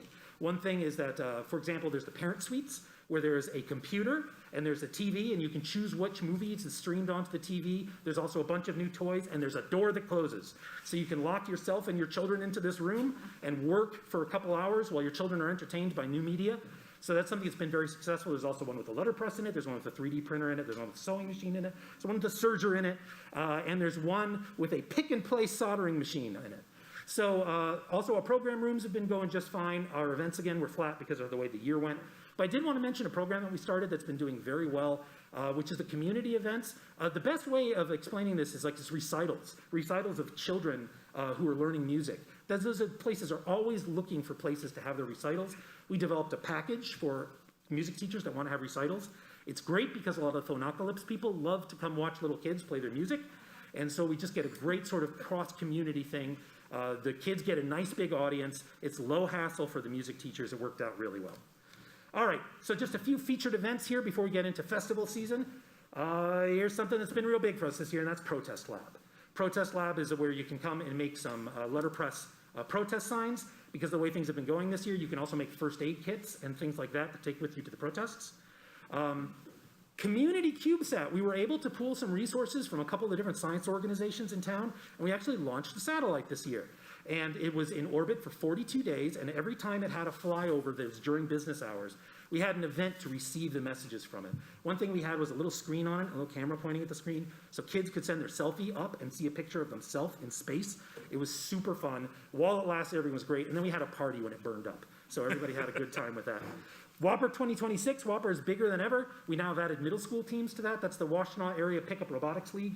That is in December, and it's a great thing for the robotics teams, something that happens out of the plaza. And then this is something that we've been growing and growing over the years. We really realize, especially for our international families here in town, that they need training wheels for Halloween. Halloween makes very little sense sort of outside of the US context. And so we're having the Not So Scary Haunted House, which basically teaches little kids, really little kids, how Halloween works, what the beauty of trick-or-treating and getting candy, and also makes a very fun sort of walk-through attraction that isn't actually going to cause nightmares for anyone. Those are some of our featured events. Then festival season comes along. It runs every year from April to October. Not going to go through all of these, but just a few highlights from this year. The Fifth Avenue Studios Podfest, that was actually had to go to a second week this year because there were so many podcasts that wanted to do live shows as part of that. Fan Rock Fest is new this year. That's something that grew out of, we used to do those concerts with Harry and the Potters, right? Like wizard bands. Well, we opened it up to all kinds of different fandom bands. And so now there's let's see, we had a supernatural fandom band, we had a mighty Righteous Gemstones tribute band. There were all kinds of different bands that came to play at this show this year from different fandoms. Another thing that's new this year, or that's grown, is the Dead Media Week. We had a microfilm day, we had a pinball exhibit, we had a bunch of different things that were all very, it's gotten very popular, the sort of demand for the letterpress and all those kinds of antique media. All right. Again, I've got all the text for this up on my website, and I'll get to the link to the end so you can come back and look at all of these. One thing I want to mention about our weekly series, where we found that really events work best when you do them one day of the same week, so people can plan their lives around them. They even plan their jobs and their other activities around them so they can come to these things. Synth Thursday has been a particular big hit. Fiber Fridays also as well. Those have been really growing. And the Lobitorium Movie Club, what's great about that is the staff doesn't program those anymore. The people who come to them now have their own way of voting on what the next thing is they're going to watch. So it's very much just like, we're just going to put up the screen and set up a bunch of chairs. You get a really great demographic mix at those events as well. One thing about the events over on the right side, a lot of these are not the way we promote them to the public. So this is just kind of explaining some of the nuance in doing this sort of programming. This is really ways to help the staff organize the programs that they're doing. They're not necessarily promoted as special events targeting presenters from a special community. It's more like, we want to make sure that we have this many programs from this community in this year, but we're not promoting them as something separate and different. They are just a regular program happening with everything else, but we want to make sure that we are reaching out to as many of those communities and being as inclusive as possible. Particular highlight was the Silver Social Hour. We realized that the boomers really are not interested in being called seniors. They want to be called silver. So that's okay. It's the Silver Social Hour. And then the Sensory Friendly series has been a big hit, and that's expanded beyond story time. And actually, it's not just for kids anymore. That's something that we've seen a big growth in. Outside the library, we're in the home stretch here. So the card drives and card holder recruitment, we started using the voter rolls to compare and see, because a voter is someone who you know is rooted at a location and is engaged to a certain degree civically. So if they don't have a library card, what are we doing wrong? So we started using the public voter rolls to try to find holes in our card list. Street crafts is just us doing crafts at public events, things that are outside. We purchased way back in 2022 a e-bike that was just, it's like an ice cream bike that opens with a collection. And then we got another one that is like a table that you can use for programs. And the two of those go out to all sorts of events. They go to the farmer's market, they go to Top of the Park. They go all over the place and do these pop-up programs that have been very popular. And then just university outreach. The university actually took a semester off for once. And because of that, there was a decline in that. And then just to touch on custom courier service, for the patrons who were cut off from the phonocalypse and really needed fast access to things, like when someone calls and says, I've got nothing to watch, I can't do anything, I can't wait for it to come in the mail, we actually started doing a bike courier service to deliver things to them that same day in real time. And that's gotten very popular. And they're dressing up in Edwardian outfits, because it's like when they used to take with the silver platter and the letter, so they've started doing that. It's been very popular with some of those fans. All right, closing up. Here's some of our internal goals. Out of all the stuff that we do, these are the things that we talk about the least with the public, but they're some of the things that are the most important for us. And this all comes under this, this framework of a more diverse staff. Okay, more diverse staff. There's 3 projects in particular that we worked on in this past year. Community internship program, where we offer internships to community partners for them to find from their community. It's not necessarily for jobs for the intern to work with that community. Sometimes they want that, sometimes they don't. But it's a way for us to make sure that we are recruiting interns from our partners. Similarly, we're really been making some progress with equity-focused benefit offerings. This is a good way to retain a broader part of staff. So make sure that our benefit offerings are enabling people. You know, it's just as hard to live in Ann Arbor in 2027 as it was in 2022. So we want to be recognizing of that with the way that we deploy our benefits. Also a partner jobs program. This is specifically focused on our partners whose membership struggles to find traditional employment. There are many things that happen at the library that can be done from home or that can be done for all kinds of different levels of skill and ability. And so we've launched that program to help build the diversity on the staff. Now, that more diverse staff should be improving equity of access. There's a couple different projects we did this year. One is service access assistance. This is particularly not so much about accessing our services, although it works that way. It's more about accessing other government benefits. It's something that's always been a service that is in frequent demand at libraries. This includes notaries. We now have free notary service for the public, but also just being able to make an appointment to fill out forms, particularly in the wake of the phonocalypse, where there's nobody to call anymore. You can't call the Social Security office because they don't have a phone anymore. So making all those sorts of changes has been a big difference there. We launched a service called Clothes Connection, which is basically a circulating collection of interview clothes, but then it expanded into party clothes, and then it expanded into wedding dresses. And this year we circulated 40 wedding dresses to people in the community, and that was a huge hit. People really love that. We also have Halloween costumes in that collection. Then the Say Hello service, which we talked about a little bit earlier, which is just that is the best way to get people who are cut off from all the modern methods of access to be able to get them access to library service. Then finally, we want that more diverse staff to improve equity of access to increasingly inclusive services. And here's 3 projects we've done along that way. One is more of a guideline. We're up now to 24 different heritage and history months that we observe, so we're usually observing 2 of them at a time. In addition to that, you've got all of the days of observance. But the key is, whenever staff book someone during a heritage or history month, the requirement is they book them twice more outside of that month. So we're doing it all around the year. It's not just during the month when it's a big focus. It's making sure that that's year-round part of our mainstream normal services. Similarly, special collections and events, we work with many of our partners to make sure that we have items that are interesting to their community, and that also that we are careful about what items that we might have that might give them a signal that the library is not open to them. Then finally, community-based event hosting. A lot of our community partners are producing events, and we've just gotten more involved in helping them produce their events. We offer them space, we offer them logistics, we offer them some resources, and that's great because it gets a lot of their audience inside our building, and it provides them with a lot of value. It tightens the partnership. So, to sum up, things are going well at AADL. We've got more events, more patrons, more cards, more engagement. There's room to improve always for outreach, for efficiency, planning, and inclusion. One of the things about a more diverse workforce providing equitable access to inclusive services, that's never done. There's no completion. There's no goal to be met. It's just constant work. Challenging things will continue to happen. I didn't even talk about any of the First Amendment challenges that we've dealt with in this past year. None of them really amounted to much of anything, but it's something that has not gone away. And our communities that we serve are proud of how we've responded to the challenging things that have been happening here on Earth. And we just want to say thank you to our amazing staff and to our incredible patrons for making it all happen every day. Any questions?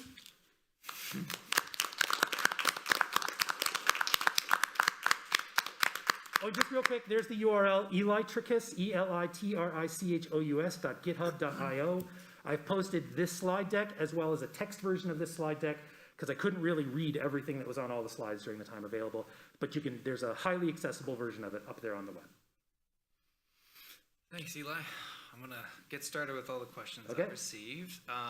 First one is talk about a current AADL service that's underutilized that you would want to grow, and also how would you grow it? Let's see. I think that I would probably say the Secret Lab is an underutilized resource. And I think that that mostly comes through staffing and staff expertise. Having the staff to have it be open more, part of the challenge of having it open more is that when a patron comes in, the staff there have to know letterpress, they have to know sewing, they have to know 3D printing, they have to know the pick and place machine, they have to know all kinds of stuff. So it's really a matter of training up the team, getting the schedules working well, and getting a more regular. It was always part of the vision of the Secret Lab, but we really grow that through building communities around each night, the sewing community and those sorts of things. And the big piece that I really think is an opportunity there is how can you harness the goodwill of the community to help volunteers be experts on those things and get them involved more in the program so that then we can have expertise there. And what they get in return for volunteering is more access to the equipment and things like that. So there's a lot of opportunity there. Thank you. So next question, obviously, the vision that you shared, shows you have creative imagination for technology interventions, dynamic programming skills. Talk a little bit, if you can, how you would imagine, our community has changed. Who's centered, who isn't, and what is AADL doing about it? Well, I don't think that the people who are centered, when you say it changed, you mean here in 2027 or back in 2022? Yeah, I think we're in the future. In the future, Future all right. times. Well, we are not any less wealthy senior centered here in 2027 than they were in 2022, mostly because those things just take a very long time to change. So I think in many cases, you saw a lot of the services that we talked about here were very centered on seniors. Of course, it is not the high-income seniors who are struggling with the six-factor authentication and things like that. It is more the other end of the economic audience. And while, and a lot of economic things, inflation, things like that, have really impacted people's ability to both have their home and the lifestyle that they were accustomed to. So in many ways, that has changed, and that's something that we've been working hard to. But I think that that is one of our big focuses here in 2027 has been the service workforce that works in Ann Arbor and is not able to obtain many of the benefits of living in Ann Arbor. For years, we've offered cards for employees, and it's something that we work hard on making easier and easier so that people who are commuting into the community are able to receive service and benefit from those access. So that allows us to reach a much more diverse audience of patrons, both economically and culturally, than what is able to live here at that point. Thank you. We got an internet question. Someone's done their research. Class 6 libraries like AADL must have a director with an MLS to be eligible for state aid. I think we decided it was around $1 million a year. As you don't have that credential, what would you recommend be cut from the budget to make up for that? Actually, the state aid is $120,000 a year, not $1 million. Okay, thank you. Good And what I correction. propose to cut from the budget is the role of deputy director. Thank you. Next question. How do you draw boundaries around what community needs the library works to meet? And what approach would you use in your thinking on this? That is a super good question because it's really hard as one of, in some ways we're like the 800-pound gorilla in town, but then there's a 12,000-pound gorilla 3 blocks away, right? But they don't do a lot of the same sort of outreach and engagement in the community. And it's really tempting for libraries to try to solve all problems of society, right? Especially when we are some of the only people who are in a position to actually implement projects and services and things like that. So I think one of the things is, where is the return on investment coming in? Are you able to reach the audiences that you're most trying to reach, the audiences that are the most underserved by the community? It tends to be that public libraries provide increasingly intense service for an increasingly rarefied audience until they're basically giving all the stuff in the world to one patron, right? But the balancing that is making sure that I've always said that libraries can't be all things to all people, but they should have something for everyone in the community. And I think that when you are considering a new service, you think about who the user is of that service. And if that user is already very well served by the library, it's not necessarily a high priority to deploy more services to reach that individual, right? It's kind of a different case when we had the phonocalypse because this was an audience that had been using the library very intensely for years, and suddenly they couldn't use it at all. So that was something that really had to be reacted to.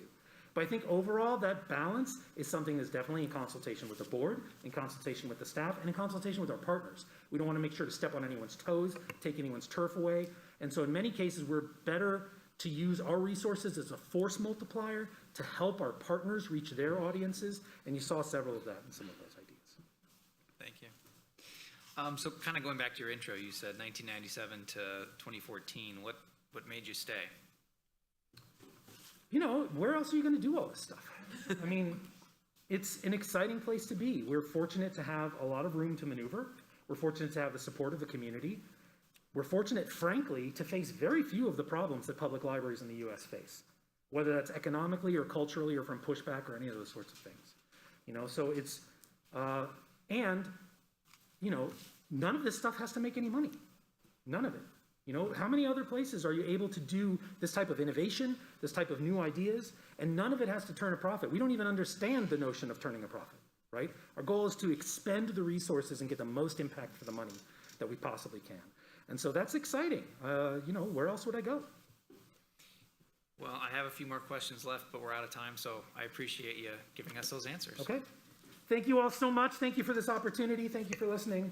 And you know where to find me if you have any other questions. Thanks, Eli. Eli, thank you so much.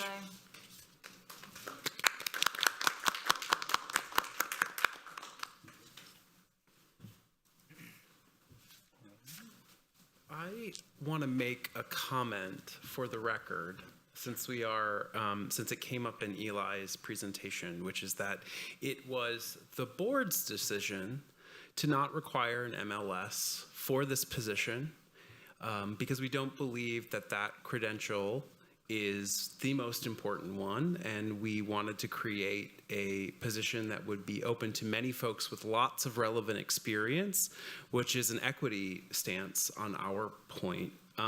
We've also made the decision in doing that to manage the budget ramifications, which are relatively low in relationship to the large budget. But I just think that's important to say. Thanks, Jim. Thank you.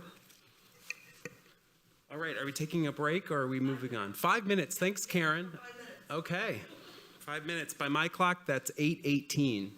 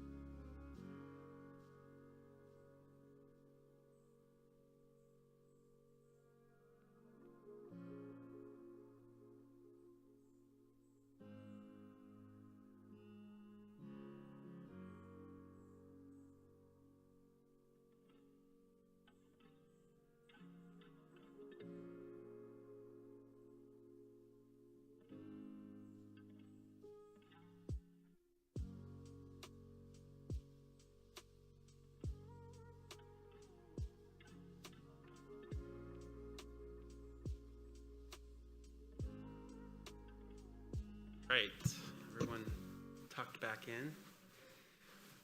I think we are ready for our fourth and final presentation. Come on in, Scott.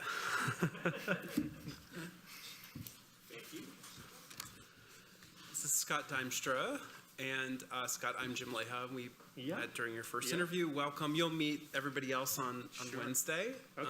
Get yourself settled. You are invited to remove your mask if that is more comfortable for you. We have no problem with that. Please feel free. Okay. And whenever you're ready. Okay, let me just get a moment. So, I realize it's getting late in the evening, so the last closer, so I'll try not to keep you too long, and I'll be on time as well, too. I know that you're They'll my, keep you in line. timekeeper. Okay, Yeah. okay.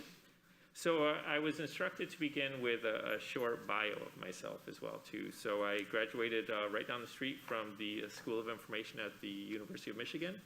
While I was there, I actually worked at the Loving branch. I was I believe it was called a reference assistant. And so in that position, I worked there, and then once I graduated, they kind of kick you out of the house, and so I had to find full-time employment. My first job was with the Los Angeles Public Library, and so I was there for about 2 years, came back to Michigan in 2005, and then started at the Capital Area District Library, where I have been ever since. And so at the Capital Area District Library, I've worked as a public service librarian. I've worked in charge of training, so our circulation system, our digital collections, and then after that, I was in charge of our programs and then moved into our collections. And so it was 2012 that I moved up into the management level, and then in 2017, our past director retired, and then I took over as director.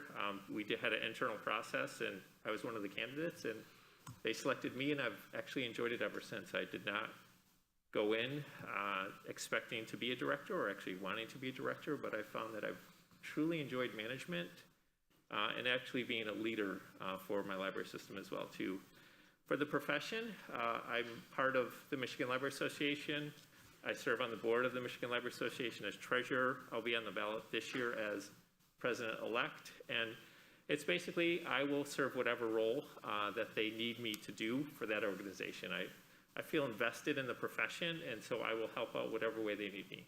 I also am a member of the Public Library Association and the American Library Association, where I present it annually at conferences, and again, I try to give back to the profession because that profession has given me so much as well, too. So that is a brief bio, and so what I'm going to do is I will actually get started with my annual report, and actually I'm going to take off my mask a little bit because I didn't realize that the walk over here kind of winded me a little bit. Yeah. Maybe it is because I'm usually in bed at this time as well, too, so it's getting a little later in the evening. I have 2 young ones at home, so I usually go to bed when they go to bed. So I'm going to get in the mindset of being director. This is 5 years down the road. Whoever came up with this idea, it's phenomenal. It was really difficult. You need to be commended on this because it was truly a lot of work. But it was also a fantastic exercise because you truly, at least when I went through and did the research, I learned a lot about the Ann Arbor District Library. And I hope that's what you find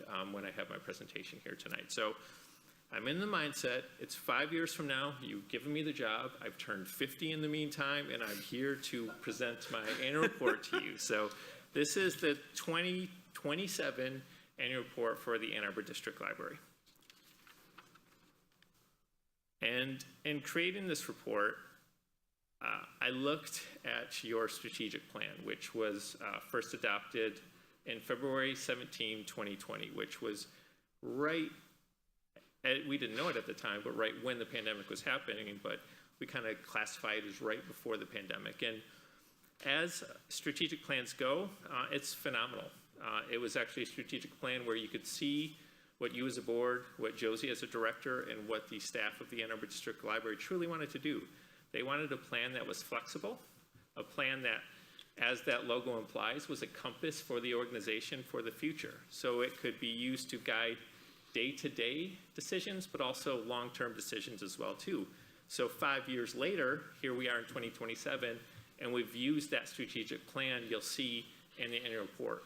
And what we've used from that is the values that you had in there. And those values are the things that guided this strategic plan and actually guided the initiatives of the Ann Arbor District Library.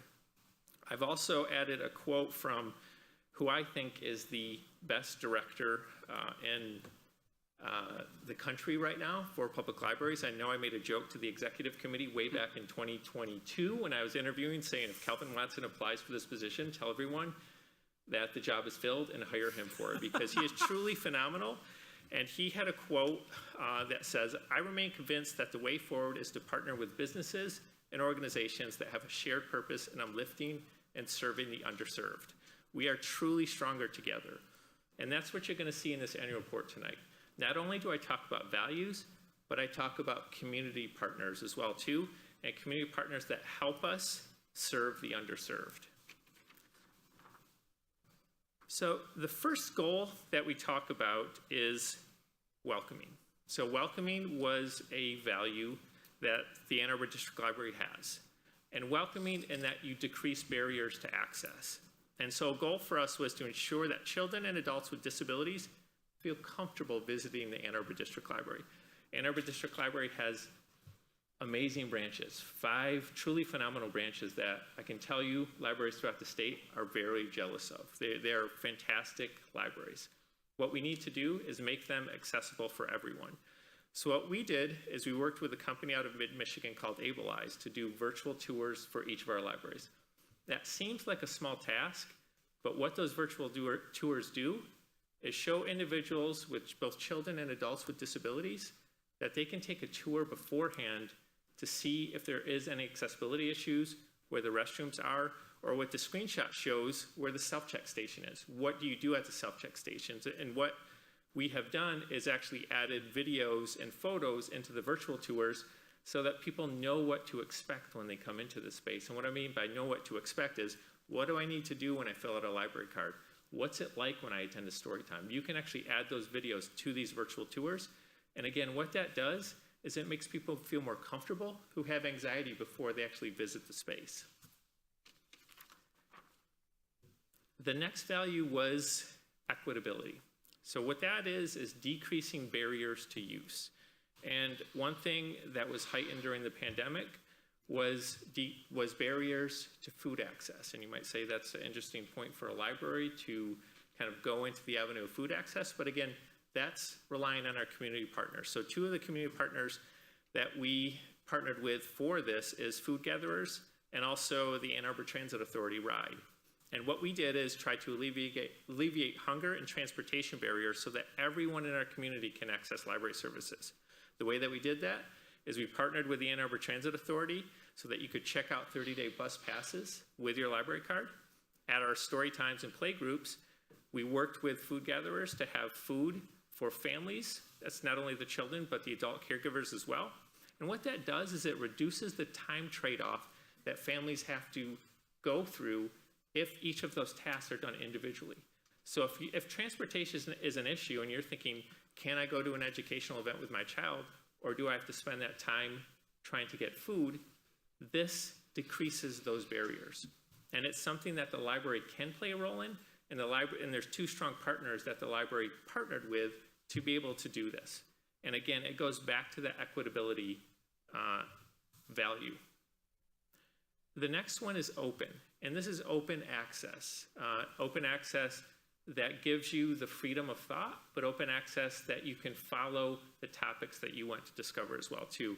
One thing that the Ann Arbor District Library staff did in 2020 was start to do diversity audits for their collection. This is something that libraries statewide and nationwide have done so that the collections that they have truly reflect the communities that they serve, but it also shows community a diversity of viewpoints, a diversity of topics.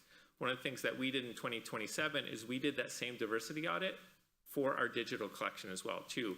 And this is a slide from our current digital collection that's available through Overdrive, where we highlighted Black History Month, but also anti-racism titles that were in the collection. And we not only did that, we partnered with the Ann Arbor Public Schools to promote the use of our digital collections for students. They're one of the premier school systems in the state that use Overdrive's Sora app. And we partnered with them so that their students knew that they could access our collection, but also that collection reflected the needs and the interests of students as well too. And not only doing the diversity audit of the collection, we also worked with Ann Arbor Public Schools so that we could fill the gaps in the collection if there are any curriculum needs that they wanted to promote the collection to their classrooms. For responsible, that's where we are good stewards of tax dollars. But we can also take that responsibility and add it into our other initiatives as well too, especially around diversity, equity, inclusion, and anti-racism. And one of the best ways that you can do that is increase diverse supplier count and spending. And you do that by identifying goods and services that Ann Arbor District Library can have that could expand on with diverse suppliers. The best way to have access to that is partner with the two organizations listed on here, the Michigan Minority Supplier Development Council and Great Lakes Women's Business Council, because they help their member organizations identify women business enterprises and also minority business enterprises as well too. But what those two organizations want you to do is show that you're invested in it. And that's what the Ann Arbor District Library did by developing policies and procedures so that every year we could complete our diversity supplier goals. And lastly, we were adaptive. One of the best things that the Ann Arbor District Library staff does is promoting their collection. And you see it. You see it every year when the Ann Arbor District Library receives this 5-star rating through Library Journal. Ann Arbor District Library throughout the state has the highest CERC per capita for their population. So your users love to check out materials, which is phenomenal. And that goes back to, it doesn't just happen. It goes back to the staff of the Ann Arbor District Library promoting the collection. And you see that on Ann Arbor District Library TV with all of the readers advisory things that they do on there. But one of the things that we wanted to do with this goal was expand it to all types of readers. And so what we did for 2027 is have a focus on those with dyslexia. So as you can see under that goal, respond to the needs of AADL members with dyslexia by developing focused collections and services for them. So what that is we have the materials, but it's how we display it, how we promote it, and how we work with other organizations in our community like Literacy, Language, and Learning Institute and Michigan Dyslexia Help at U of M as well too. What they do is they trained our staff on how to promote the collection, what types of the collection to promote. We use that in October for Dyslexia Awareness Month, and then also within our libraries, we use easy to read signs and pictograms so that the material was easy to find for those with dyslexia, and especially for parents with dyslexia as well too. And the reason that that's so important is the numbers fluctuate and change because dyslexia, it's very expensive to diagnose. And so it's only families that actually go through the process that their children are diagnosed. And so the number is anywhere from 10 to 20% of our population. So I always err on the side of the high number. If you think of 1 in 5 individuals coming through the door at the Ann Arbor District Library are dyslexic, you would want a collection for them. We already have the collection. We just have to have it in a way that's easy for them to access, and it's the materials that they need that are going to be beneficial for them as well. So what does that get you in the end? That gets you a library system that is still that 5-star library system that still has a high circulation count, a high program attendance, but also the one that we focused on in that strategic plan in 2020 that talks about living by our values. And I hope that's what you saw tonight, is that we completed the year by living by our values, by empowering those individuals so that all members of our community could use the library. Thanks.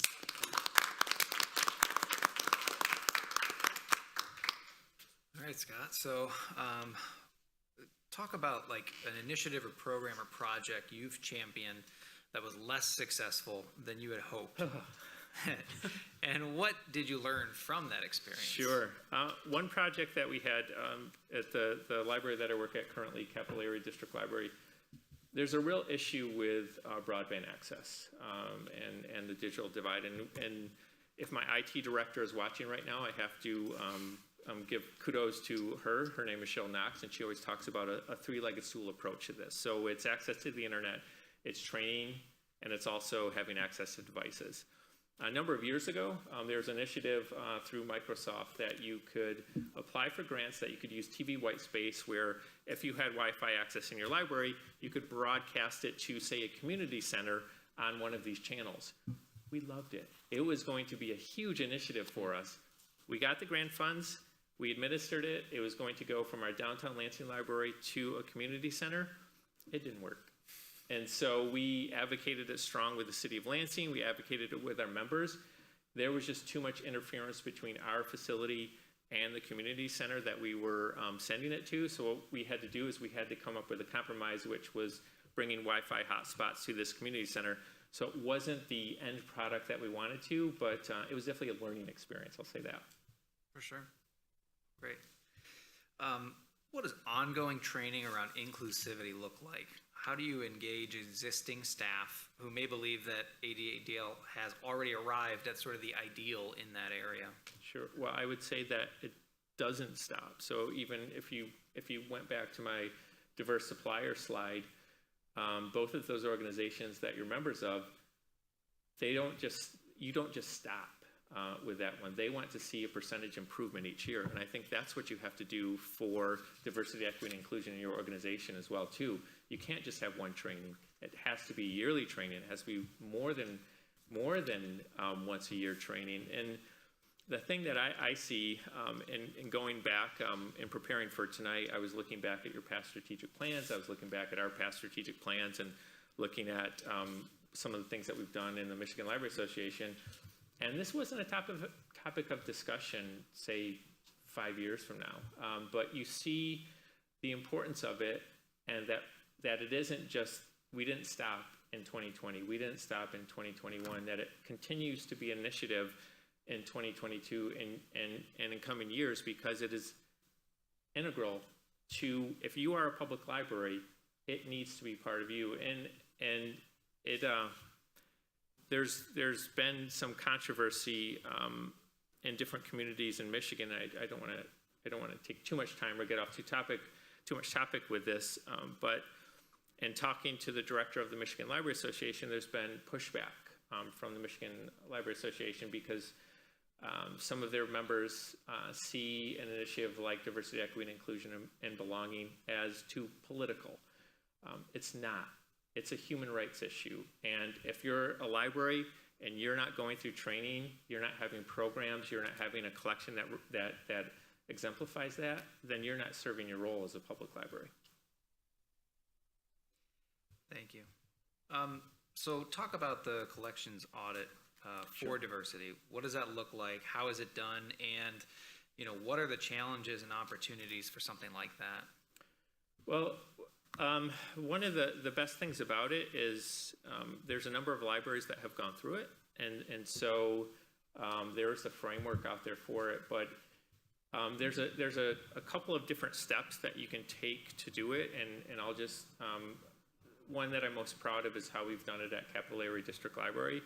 So we did it somewhat with our existing collection, but more so we did it with the materials that we are purchasing for our library. And we have a percentage goal for that. So what we say is 50% of the materials that we are purchasing for the year. So we started this in 2021. That was the first year that we did it. We wanted 50% of the materials to fit the criteria from the nonprofit. We need more diverse books. And so we were able to follow that. Actually, the goal that we met was 56%. But it wasn't just the materials that we ordered as well, too. We wanted staff to look at the titles that they're using in story time, the titles that they're using in book groups, the titles that they display on a new bookshelf, the titles that they use in book lists, to have a percentage for that too, so that they're constantly aware of it as well too. And I can just tell you as an organization, that had the most positive effect in our staff buy-in, but also if you talk about, going back to the previous question of diversity, equity, and inclusion, it helped get everyone. It's almost it makes it into their daily tasks when they're developing a book list to think about diversity, equity, inclusion. Thanks. Yep. So you talked about program maximizes service to families by partnering story times with community partners. Can you imagine any other types of collaborations like that that could exist or that you would envision? Yeah, I think probably the most important part is find organizations that have a similar mission to the library. And those two, they have similar missions to the library, and also I chose them because they were similar to initiatives that I started at Capillary District Library, so I didn't want to bring stuff in here and you're like, I didn't want it to be too pie in the sky. I wanted it to be stuff that you could actually do. But I think for us, it was food banks, it was Meet Up and Eat Up, so it was partnering with schools that have lunch assistance. And so with any of those, it's finding organizations that serve the same individuals that are potentially library users, but also have the same mission as your library system as well. Great. So how do you draw boundaries around what community needs the library works to meet? What approach do you use in your thinking on that? That's a very good question.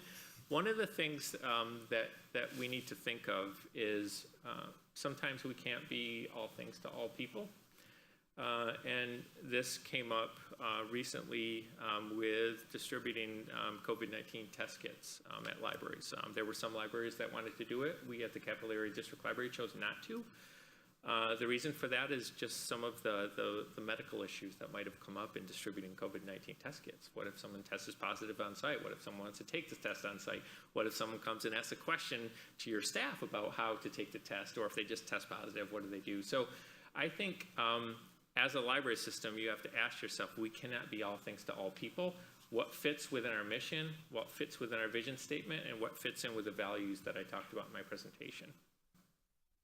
Great.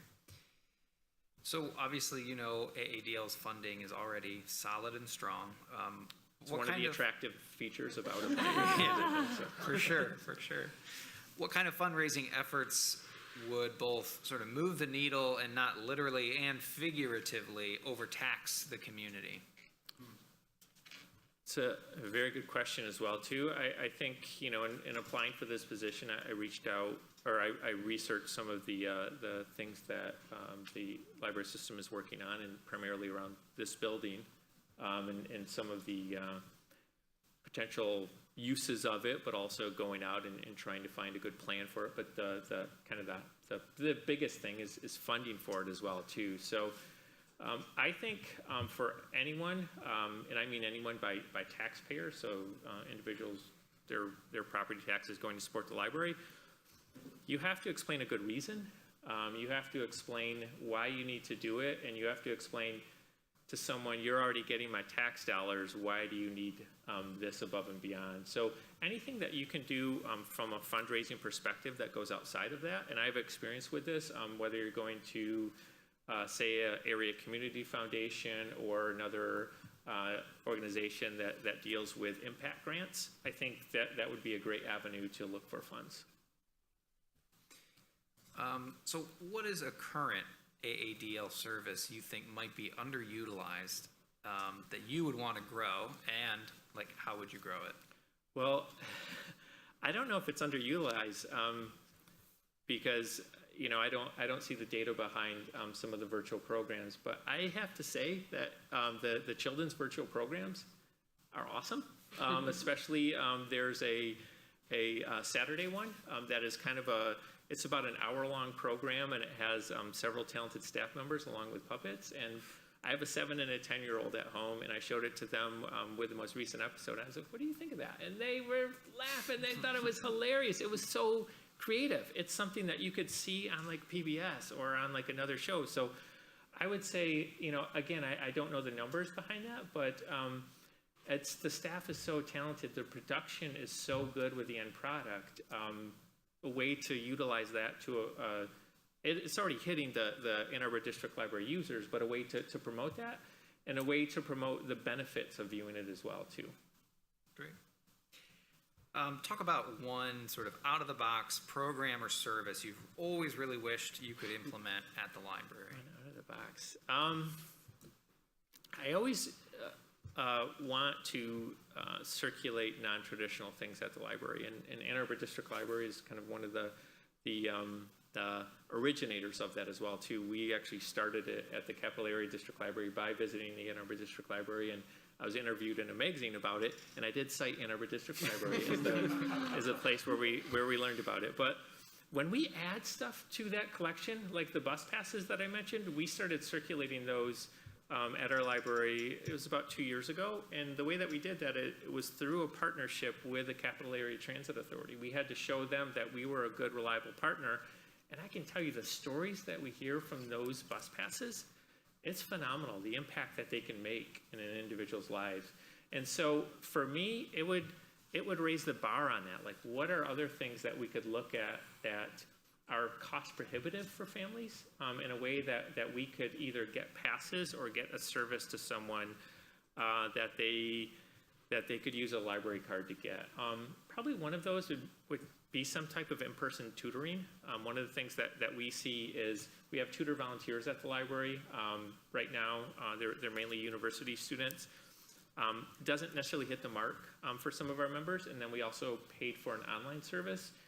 Doesn't hit the mark either. So what is it that families really need? And is there a way to get some type of skilled tutors in the library that you could access with your library card? Great.